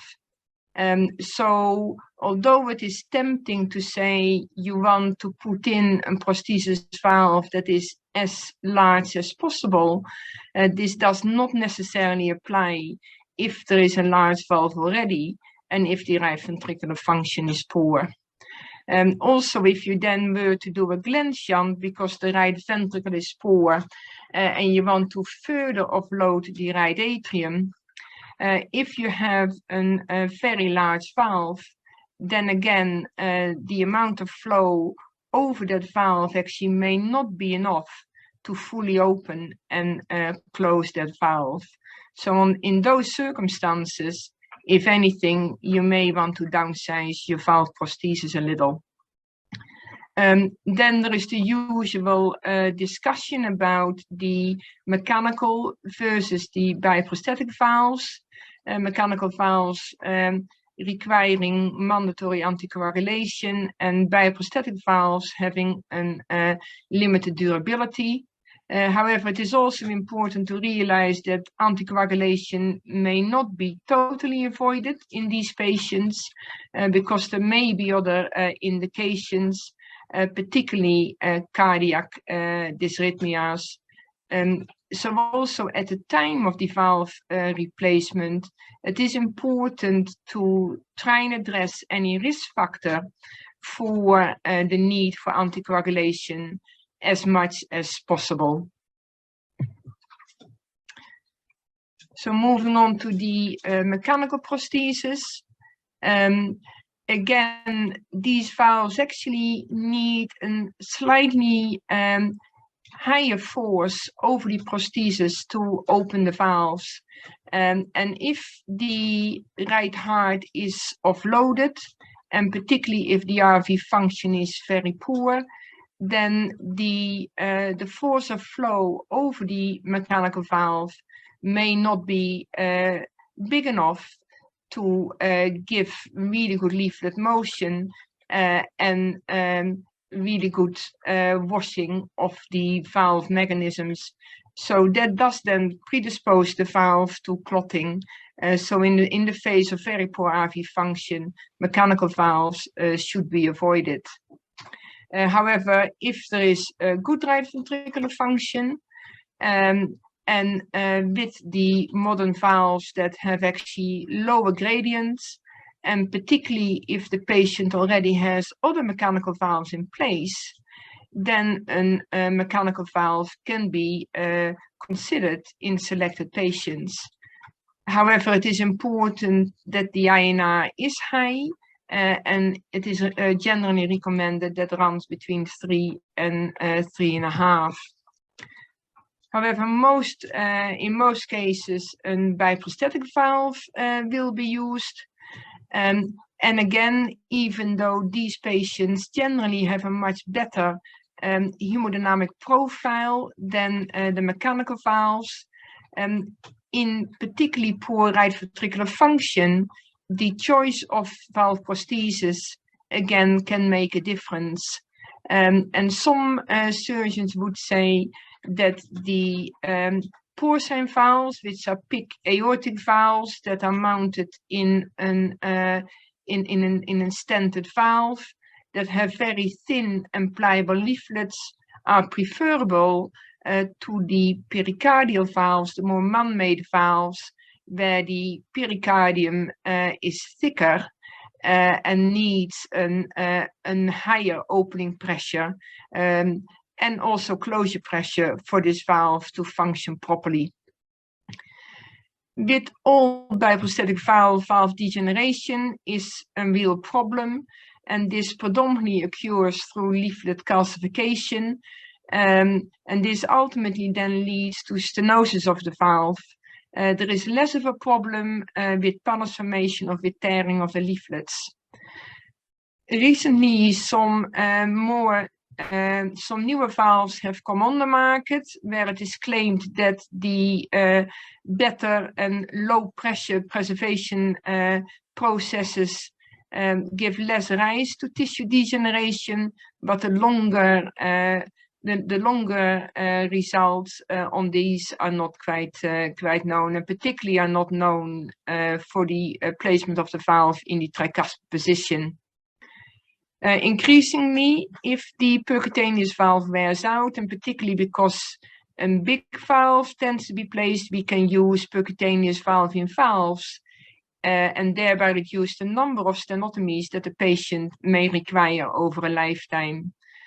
It is still, although the valve is a biprosthetic valve, again, given that there is less of a working pressure over that valve, there is still a higher risk for thrombosis, and anticoagulation for the first 3 months is recommended, and most people will follow this by lifelong aspirin, or occasionally, if there is, for example, atrial fibrillation, a NOAC can also be considered. So having decided that the patient cannot have a tricuspid valve repair and needs a replacement, we need to start to think about planning our surgery. Like the valve repairs, this will be done via median sternotomy and on cardiopulmonary bypass, and depending on surgical preference, normothermia or mild hypothermia, bicaval cannulation to allow access to to a bloodless field in the right atrium. And if a glen is considered, then direct SVC cannulation would be really useful. If it is considered that a restrictive ASD might be left, then rather than just punching a hole in the intraatrial septum, which if the septum is thin, actually might stretch over time, and therefore your right to left shunt will increase and the patient will have increasing cyanosis. It is useful to use a more stiffer part side, the bovine pericardium or Gore-Tex, to avoid this stretching from happening. And if there is no intracardiac communication, then a tricuspid valve replacement can be performed on the beating heart, and this may be particularly useful if the patient has very impaired right ventricular function. One of the main areas of concern is the avoidance of surgical heart block. There is a wide variability in the anatomy of Ebstein's, but there is also a variability in how close the conducting tissue is near the membranous septum with regards to the coronary sinus.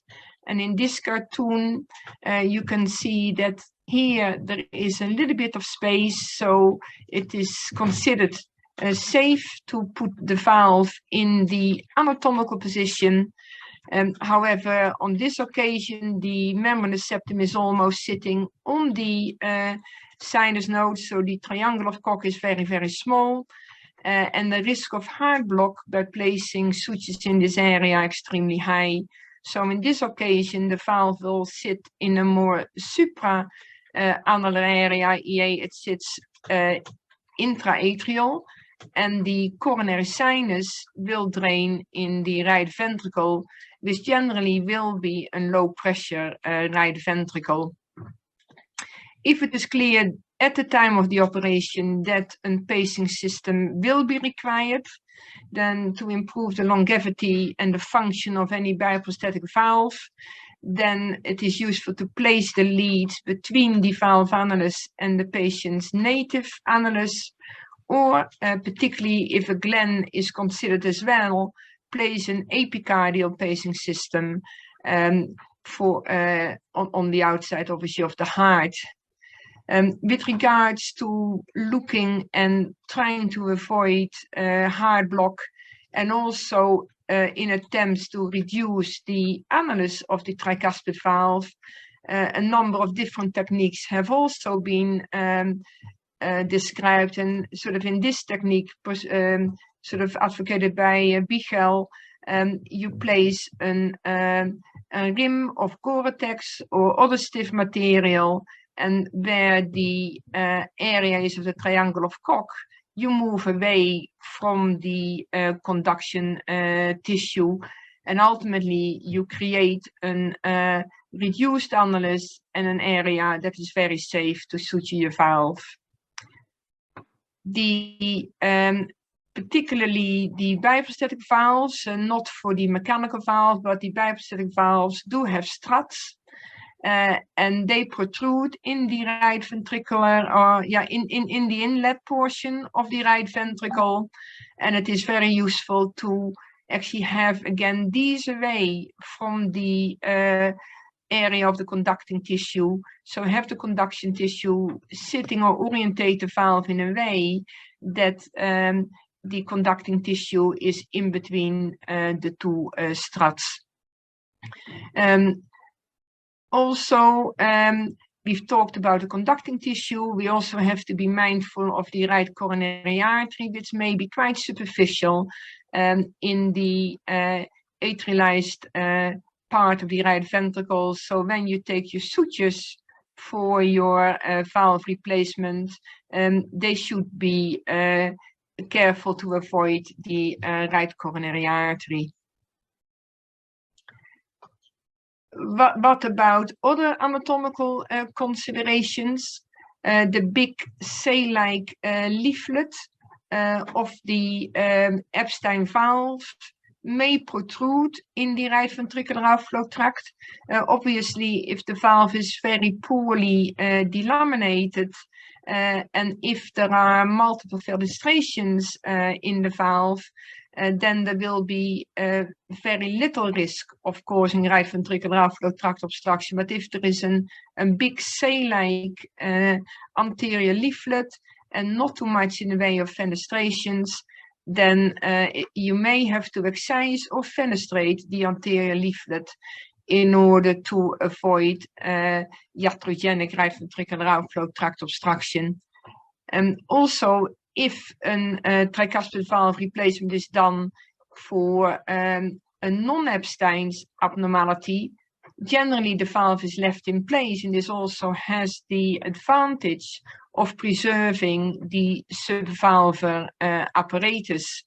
And one question, and I've tried to look at the literature and I haven't found any evidence for that, is whether or not there is anything that can be done to support the remodeling or the function of the myocardium, by either making sure that there is some sort of subvalvar tension apparatus that you can create so that the apex of the ventricle is better connected to the annulus, particularly since normally if you were to go for a primary prosthetic valve replacement and do that on a beating heart, the atrialized portion of the right ventricle will not be touched. Obviously, if you do an biprosthetic or prosthetic valve replacement after you've done a cone and that cone has failed, then the tissue of the native valve will still be in place or can be kept in place. And what are the outcomes for the biprosthetic valve replacement for Ebstein malformation? There are no large series reported. What is in the literature is generally from sort of a cumulative experience, but the overall literature indicates that there is structural valve failure in more than 50% of the patients after 15 years, much earlier in patients who are less than 16 years old. And in biprosthetic valves, the structural valve failure, which presents itself most commonly as valve stenosis, is the most common cause for reintervention.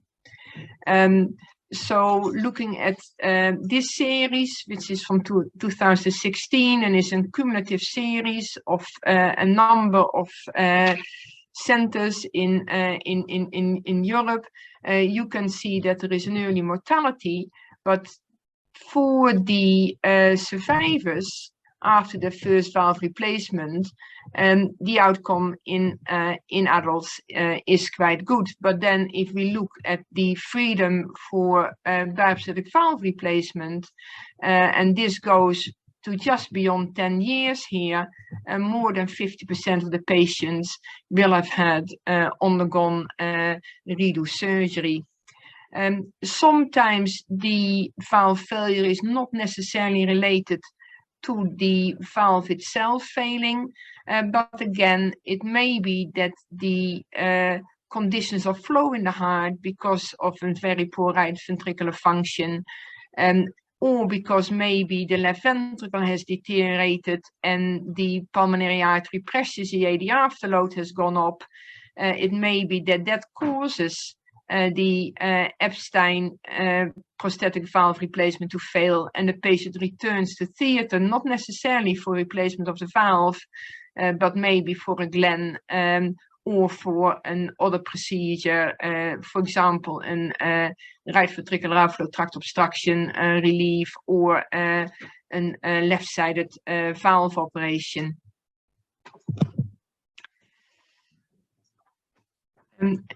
Having said that, the structural valve failure for these biprosthetic valves is a real problem, but luckily with the recent coming up of the transcatheter procedures that can now be successfully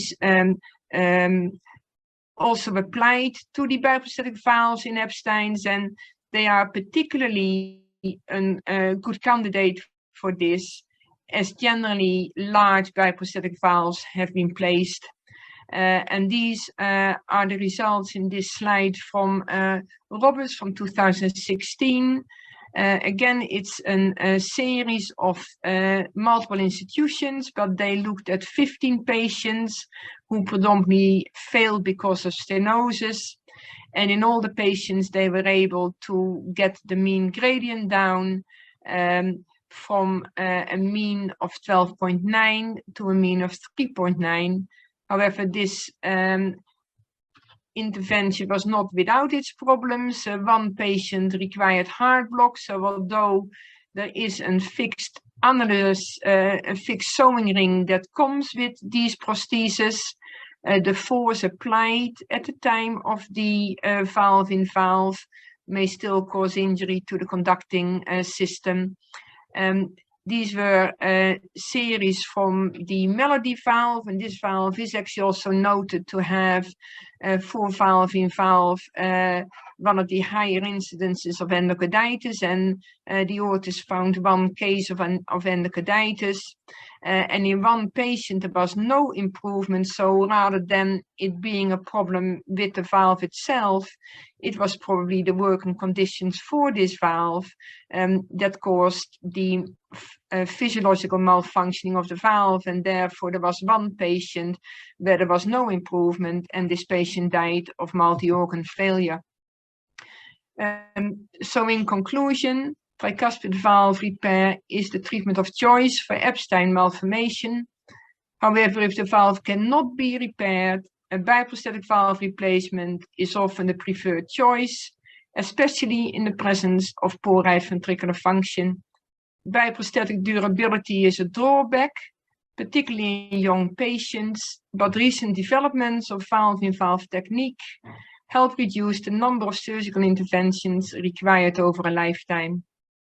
And at the time of surgery, and also at the time of re-intervention, attention to avoiding heart block should be paid, and also avoiding oversizing the prosthesis. Thank you for your attention. Thank you very much. Thank you very much, Karim. Let's, Laura, go We ahead. open up the, thank you.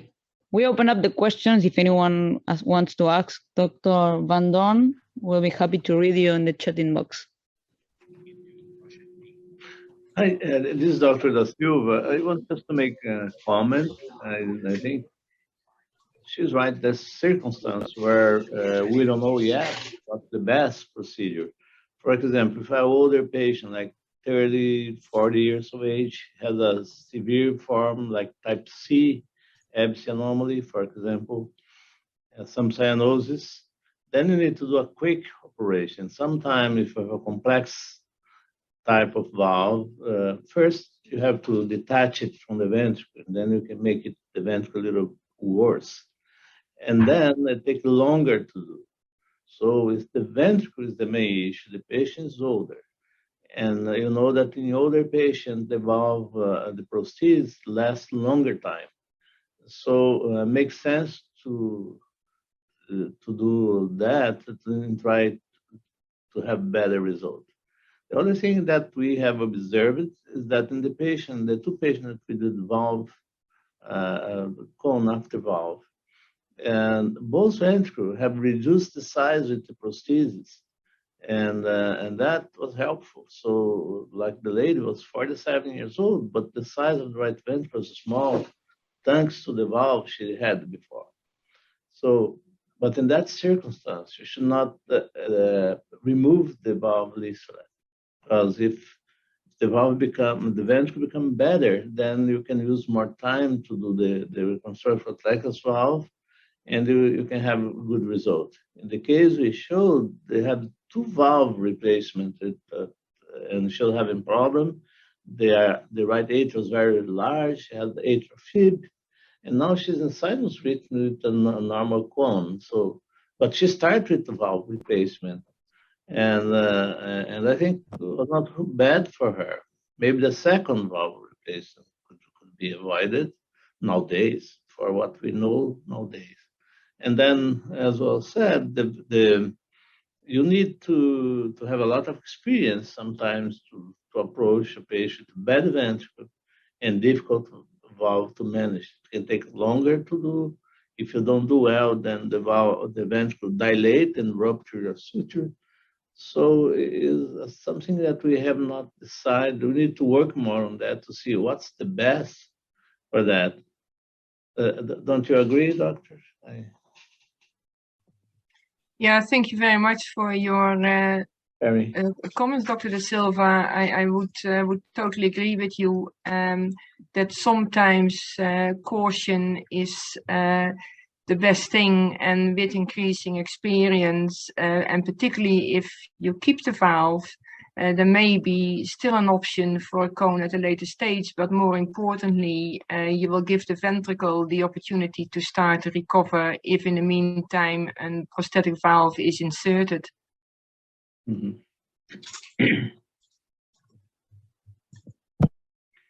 Yes, when I showed my slide, I have an older lady, but had a Lyme normal anterior leaf flat, having enough tissue to do a nice reconstruction. And the ventricle, what I call a structure, was good, meaning that the functional ventricle had a good structure, had papillary muscles, almost normal, and everything. So we eliminate the dilated part, and we had at the end a good PRV to work with. So that one, for no doubt that we need to do the repair. But if we have a ventricle that's not like that, it's dysfunctional, then the repair can take higher risk, and also remodeling can be more difficult. Remodeling older patient doesn't happen very often if you have a bad ventricle. Now with the valve replacements, you keep the tissues there. I don't know for sure, but might be a little better as far as the recovery of the ventricles, reverse remodeling is concerned. I think it was a nice presentation. I think complete Dr. Van Doom we congratulate to bring so nicely that issue that can be very helpful in many situations.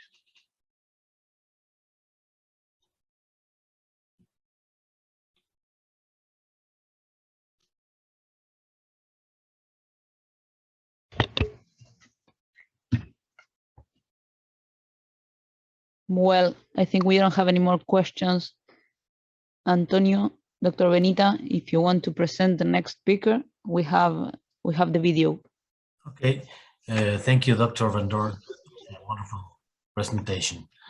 Now moving to the next, our last presenter is Dr. Cecilia Gonzalez from Argentina, and now working as a lead in electrophysiology and at the University of Montreal, Canada.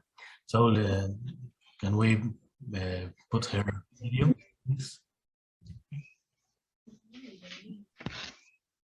I'm going to play the video. Unfortunately, she couldn't join us today because she's flying back to Montreal, but we have the video. Let me know if there's any problem with the sound this time.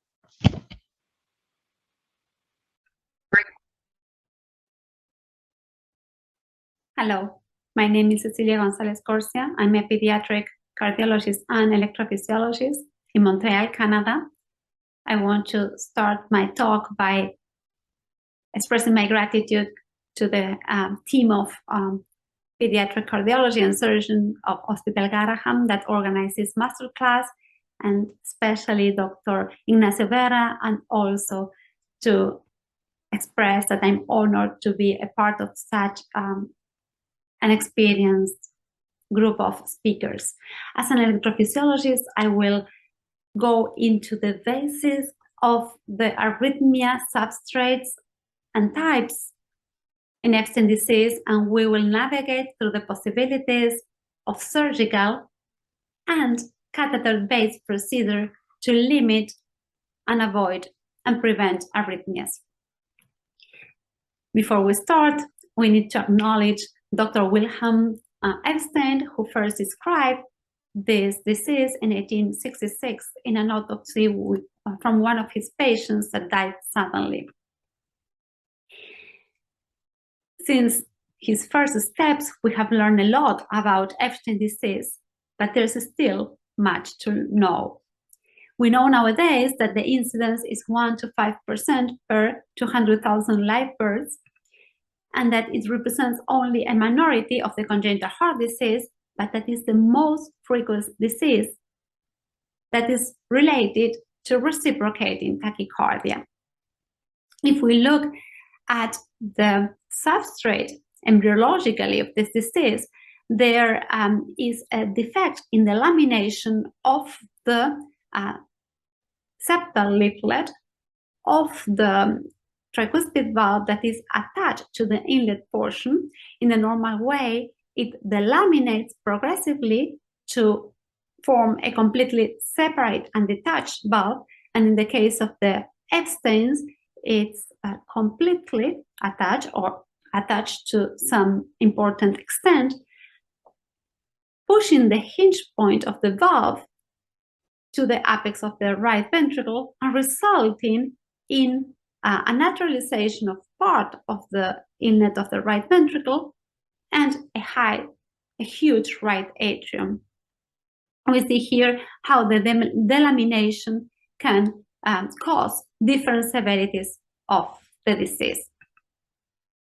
So we know now that the tricuspid valve is dysplastic, that this results in an abnormal atrial and right ventricle, but that there's also a broad spectrum of disease that can go from incompatibility of life to completely or almost asymptomatic adults. And these are the patients that can present initially with arrhythmias. The tricuspid valve has an overall involvement. We know now that the main compromise is in the septal leaflet, but also the posterior and anterior leaflets can be compromised. And there's different degree of adherences to the septum, tethering, sometimes fenestrations, there may be redundant, thickened, atretic valves. No Ebsteins are alike. There's a wide variability coming from the imperforate valve with complete atresia to the rudimentary septal leaflets, to the cell-like anterior leaflet as well that protrudes and gives a very abnormal aspirant function to the valve, and also all the associated cardiac anomalies, including atrial septal defects, stenosis or atresia of the right ventricular outflow, communication between the ventricles, and abnormalities in the great vessels.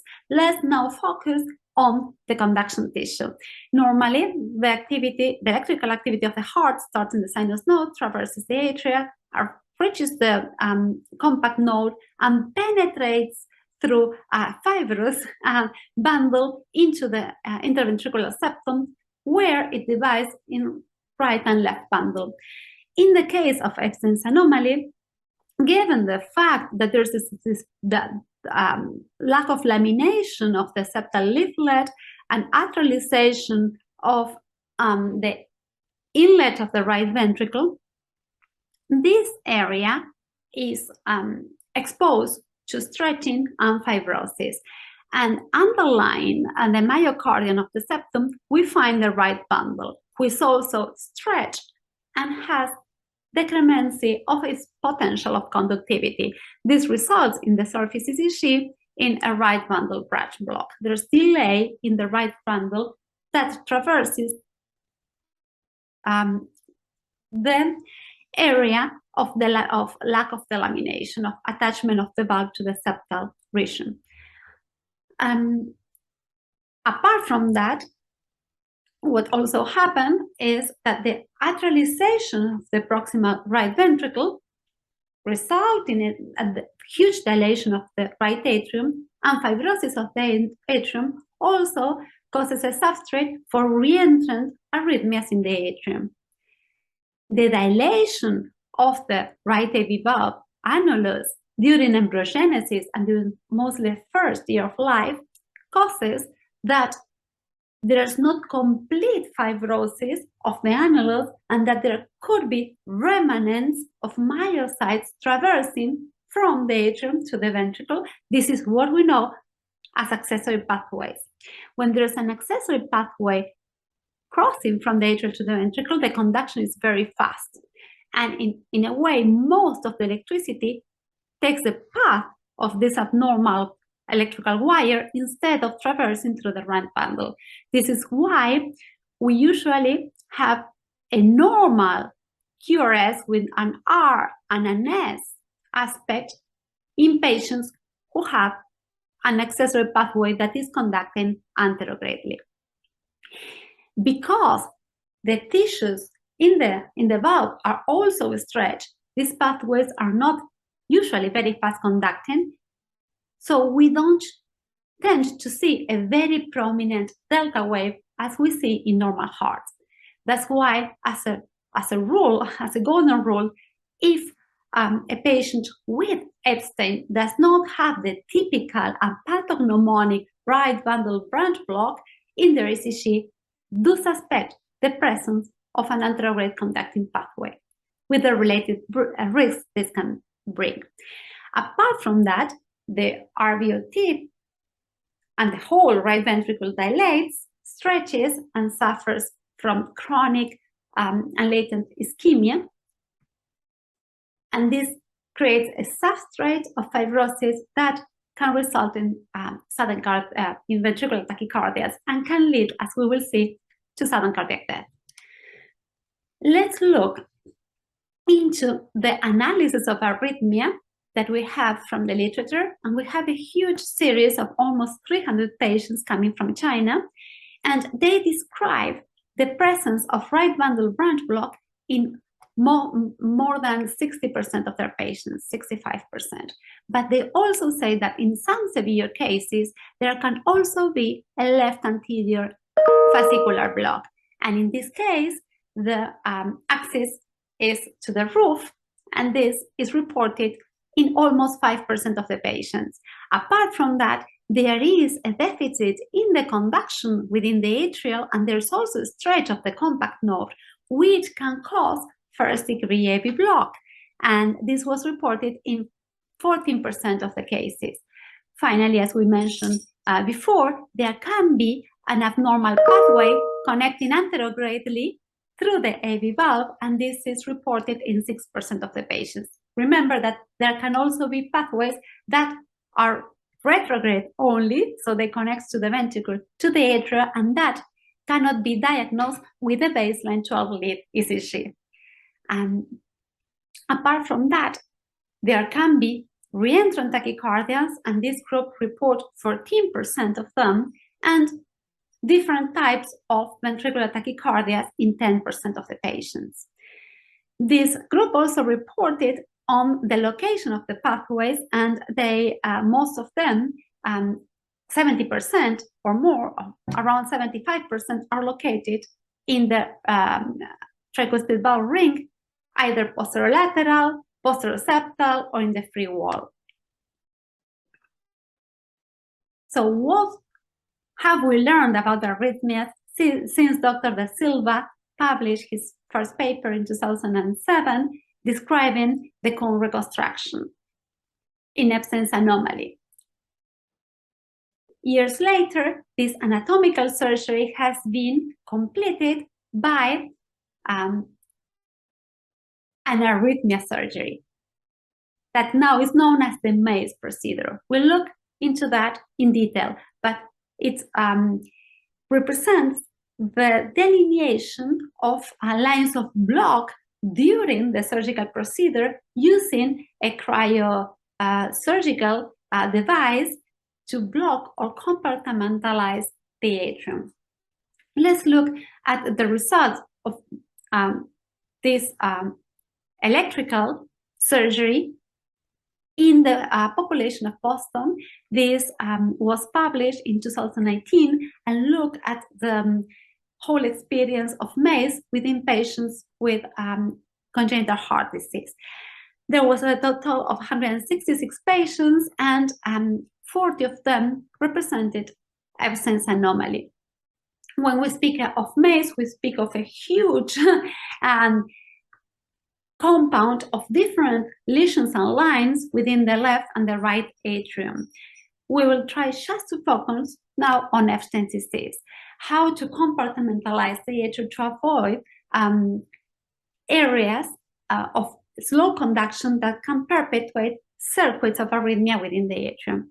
First of all, the right atrium is so dilated that most of the surgeons decide just to sew it and exclude it from circulation. This is also a potential risk of thrombosis in the right atrium.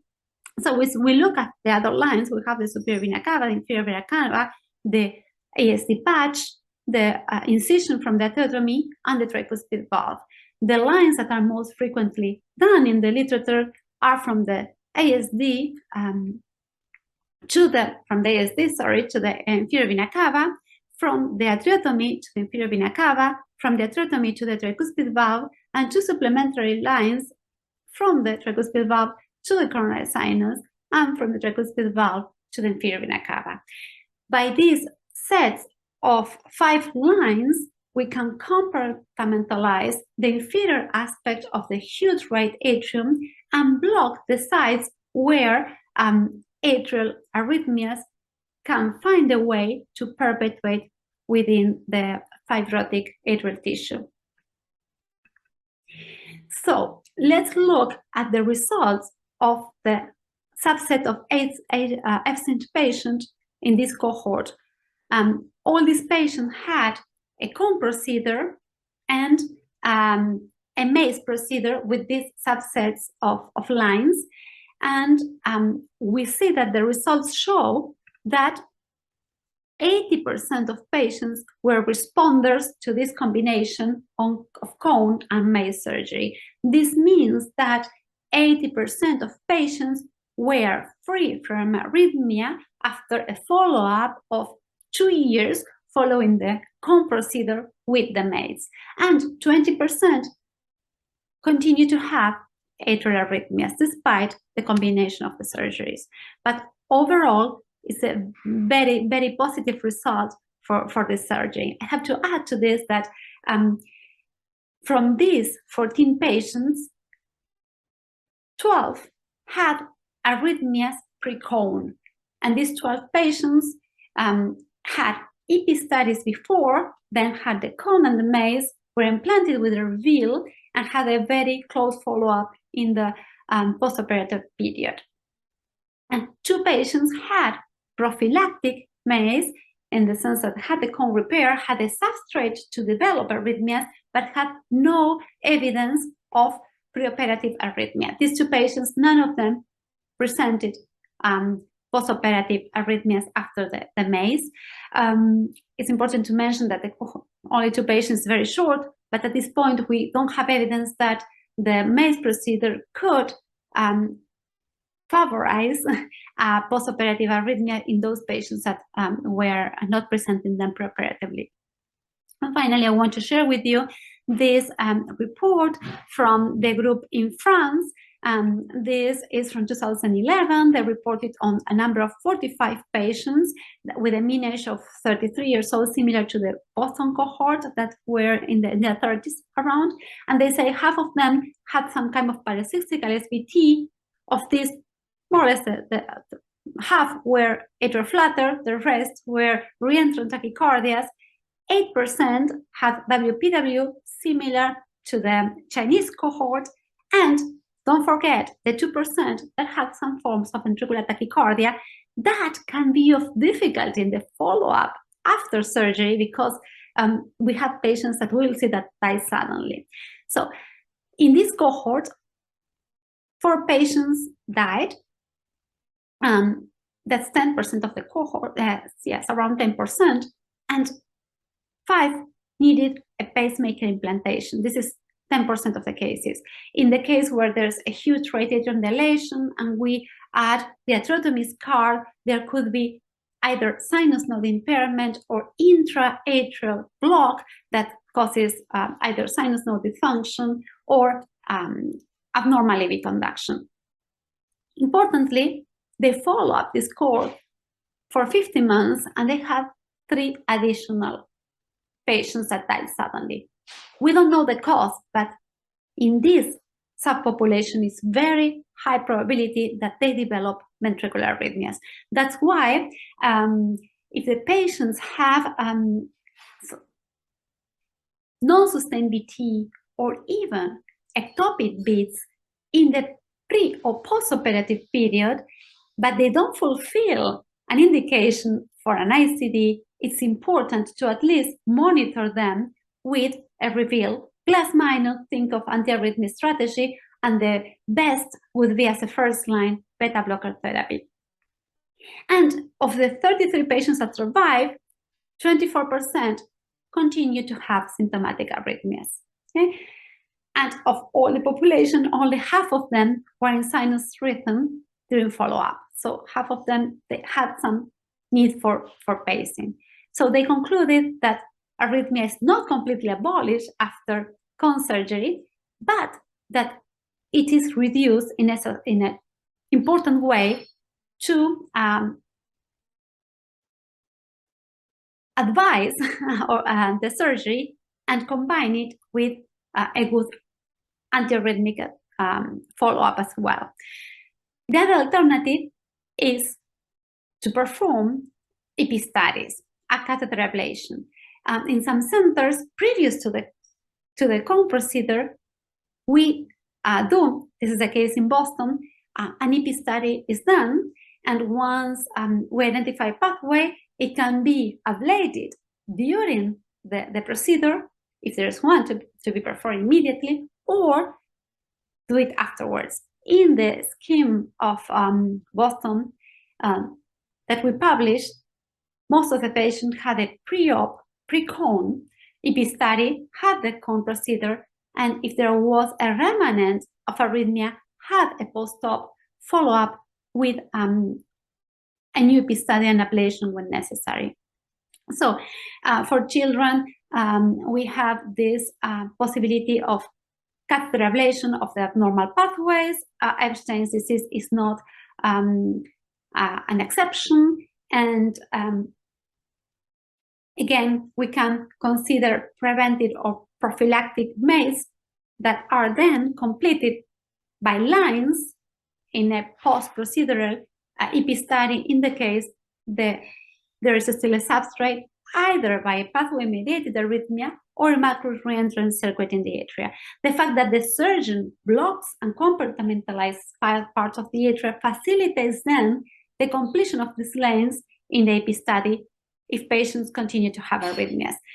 The other thing to note is that when there is evidence of sinus node dysfunction or we compartmentalize the atria with lines in an aggressive way, it's a good practice to provide the patient with leads, both atrial and ventricular, at the time of surgery in the case that this could be needed in the future. Because remember that half of the patients were not in sinus rhythm in the longer term.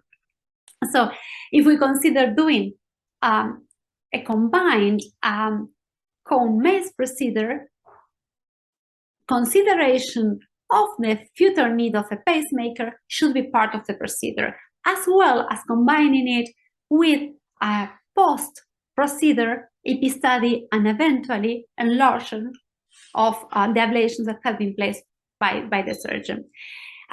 It's usually not a good practice if we are doing a cone surgery to do the EP study, to do the ablation before, because with the manipulation of the valve and the rearrangement of the leaflets and the fibrosis this creates, the pathway can go by itself. So it could mean exposing the patient to an unnecessary extra study and anesthetics procedure. So our approach now is to perform an EP study, to know the risk of arrhythmia, be conservative in this first EP study, proceed down with a cone and the MACE procedure, implant, if necessary, pacemaker, epicardial pacemaker leads, and a reveal if we suspect the patient may be at risk, mostly for recurrence or atrial arrhythmias and or ventricular arrhythmias, and follow him up closely in the postoperative period.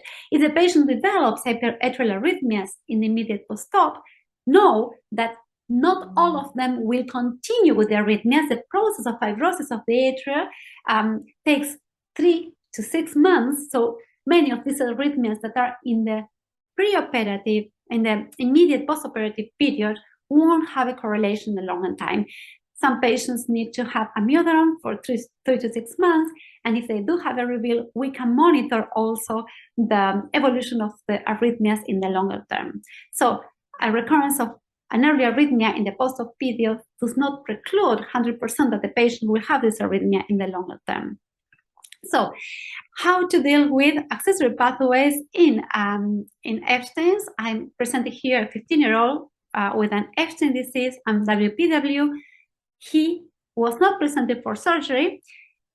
Initially, he had an EP study when he was 12 because of the presence of the WPW, but they concluded that the pathway was not very solid, could not conduct at high velocities, and he presented now 2 years later with an episode of palpitations. In the first EP study, they did decide not to ablate the pathway. And as he was also presented with exercise intolerance, he was discussed for a procedure. But the surgeons did not want, in this case, him to go into arrhythmia in the case, so we decided to ablate him previous to the cone. So here we have the 12-lead ECG where we see the P waves and we see a very subtle pre-excitation that is more evident in lead 1 and eventually in lead 5 and 6. And the PR, we can be tricked because the PR can be taken by normal if we look at lead B1. This is the echocardiogram to give you an idea that it was a quite severe form of Ebstein disease. We can also see here that there is a huge atrialization of the right atrium, and we will soon see the right ventricle appear, showing that it's very enlarged and that there is a substrate also for abnormal conduction. Okay, so we see the hinge point of the valve tethered, and the hinge point of the valve displays apically. So this patient came to the lab, have an Ebstein ablation. We place a CS catheter in the coronary sinus, a decapolar catheter, and then we constructed a shell of the superior vena cava, the huge right atrium. There's integration with the image of the chest X-ray to give you the idea of the hinge point of the AV valve. And we have here the inferior vena cava. So we did our pacing maneuvers, and the patient with very short catheter, with a very subtle catheter movement, had this atrial fibrillation. And if we see the shortest pre-excited, our interval was very short, 230 milliseconds. So this put him at a high risk of having sudden cardiac death in the case of atrial fibrillation induced by or propagated by exercise. So there was a clear indication to ablate the pathway. He was cardioverted. We found this is the position of the his. This is all the right atrium, and this here this is a septal area, and in the posterior septal area, we ablated the pathway. We did the ablation to have catheter stability with an irrigated tip catheter, and we have the stim of the ventricle during V pacing, and see the atrial activity in the coronary sinus, and we see that 7 seconds into the ablation, the first ablation attempt, the conduction goes from 204 to 214, change the retrograde morphology of the atrial activation, and we lose the accessory pathway conduction, and then we have pacing of the V and AV dissociation with confirmation that the pathway is no longer there. Finally, look at this post-ablation 12-lead ECG. As I was mentioning before, a very huge and long right bundle branch block compared to the pre-ablation ECG that can trick us because the PR seems more normal and there is a QR pattern in B1. So this is a pattern that we want, the typical pattern of right bundle. This is the pattern previous to ablation where there was a pathway that was difficult to notice, but was present and was there. So this is, I will end there and open to the audience for any further questions. Thank you very much.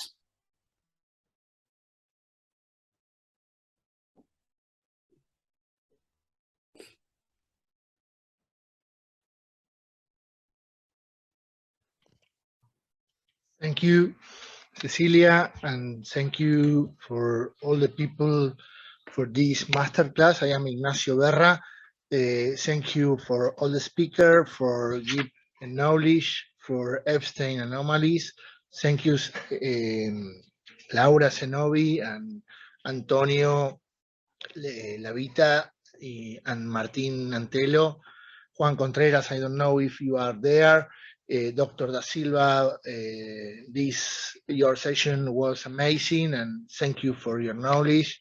Thank you for all, and keep in touch, and probably next year we will have more kind of this masterclass. Thank you.